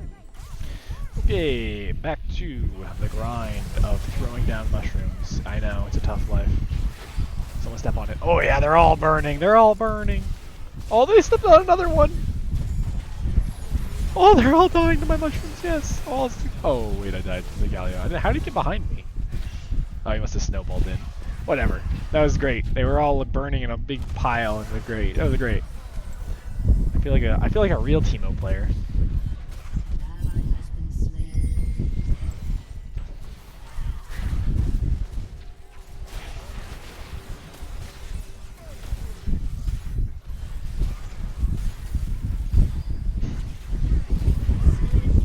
I have slain an enemy. That's crazy. You died to the mushroom. Yes. I'm gonna wait for my Blackfire torch now.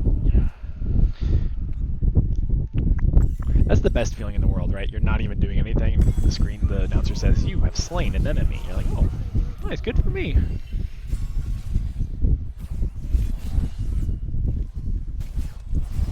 Oh yeah. Yeah. Looking less than good, huh?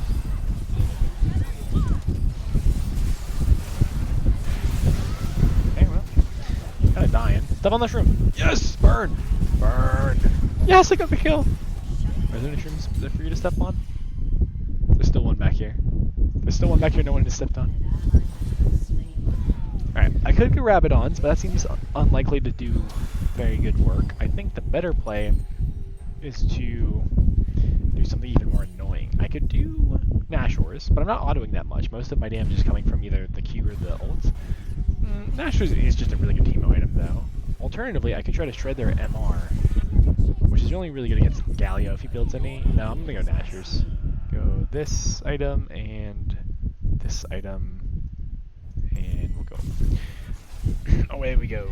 Nashors is good because Teemo already has on-hit magic damage and just gets more of it, and lets you apply it more because it gives you attack speed.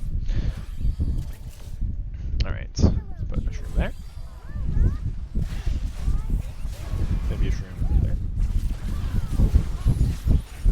Perhaps one over here. Perhaps. Maybe one right in your face. Oh, don't you dare auto that. Okay, you're a monster. Have another one. Oh god, wait. Don't kill me though.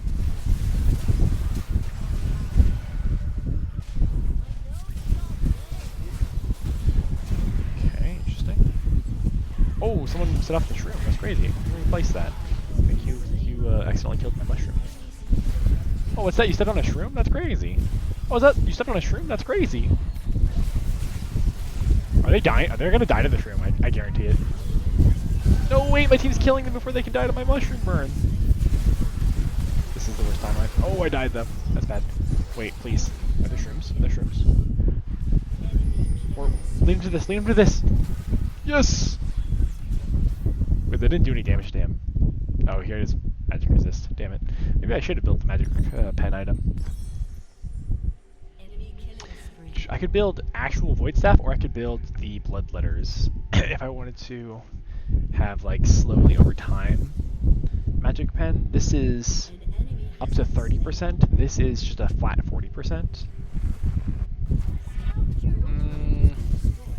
No, I'll go Nashors. Actually, no. You know what? I do need magic pen. You know what? No, I lied. I keep, like, going back and forth on this. I'm just gonna buy Nashors. It's like the Teemo item. Okay, fully leveled my ultimate now. It does tons of damage, and it's also it can be thrown really far. Look at that. Look how far I can throw these things.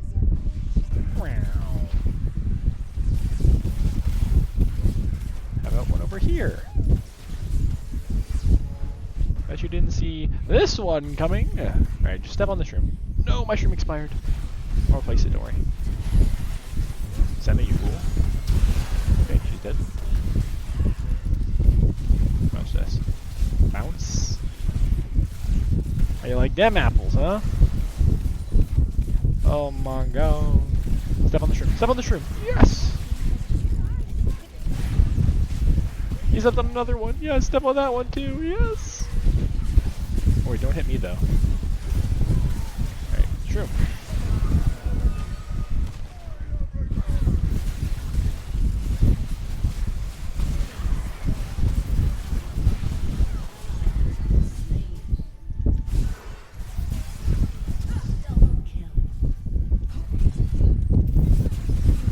What? Oh no! Someone killed that guy with the shroom.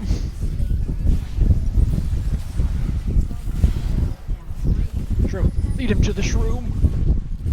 Shroom, lead him to the shroom. No, the minion. Shroom, lead him to the shroom. This is a good character, but also the worst character. Kind of a little bit of both there.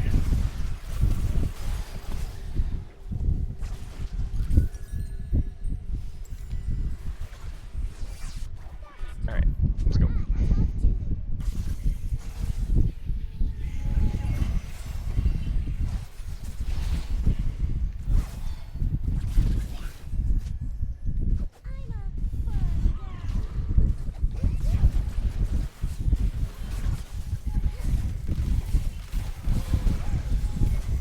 Yeah, taste it. Oh yeah? How you like them apples?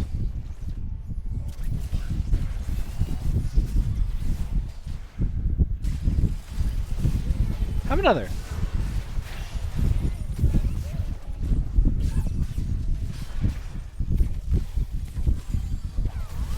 Oh yeah. Oh, she's gonna die to the mushroom. Burn, baby. Burn! Alright, I'm gonna run. Okay, they actually hit me. That's rude. Oh god. Wait. Not like this. Owie. Keep hurting me. Oh, Zai might be dead. Die to the shroom, bitch.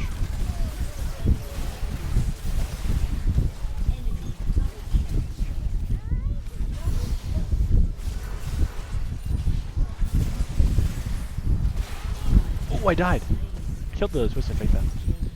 By this thing, I think the game's over though. Although maybe not. Yeah, probably not actually.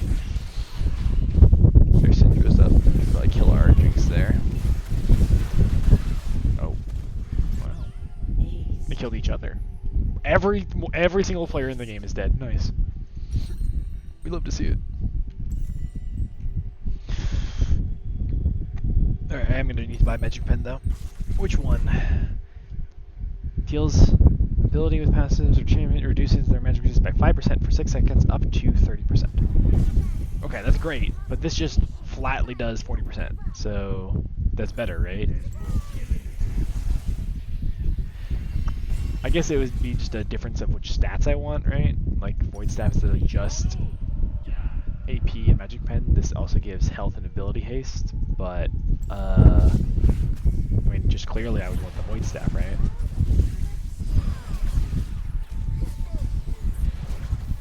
No, they cleared the mushroom.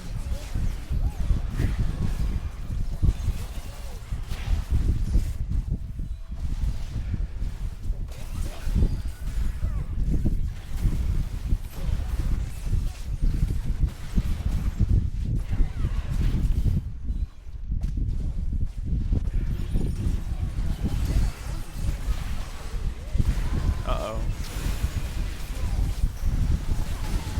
Uh-oh.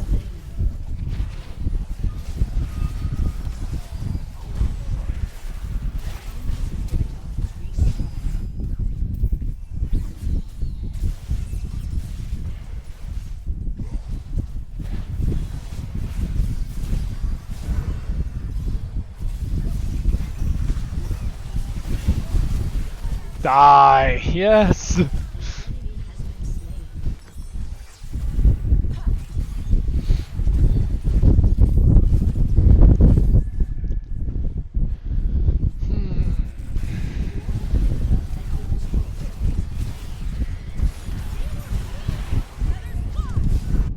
Double kill. An enemy has been slain. There's no trap set up.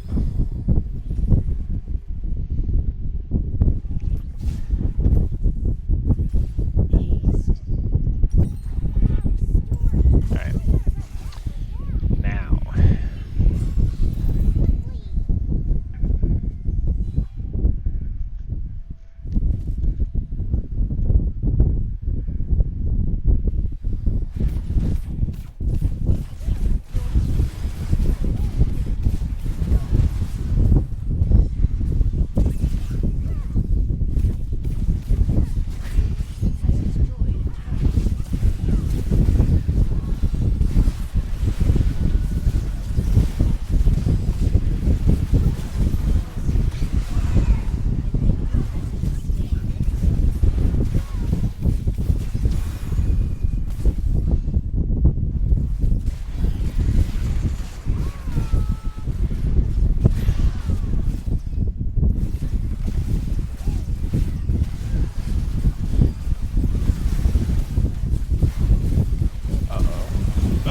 I got hit by the edge of the Galioton there. That sucks. And I think all my traps are cleared, except for that one. Okay, that was bad on my part.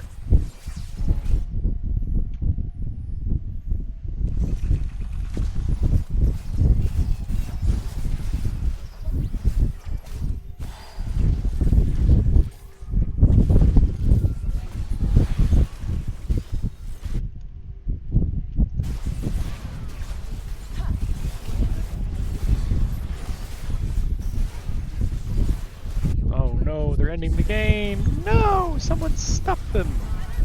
Unlucky.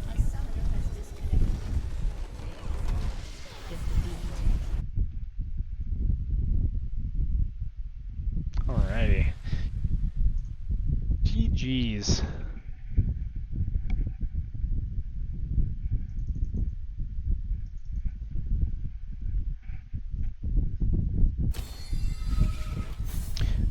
That's what we're going to call it for the stream today.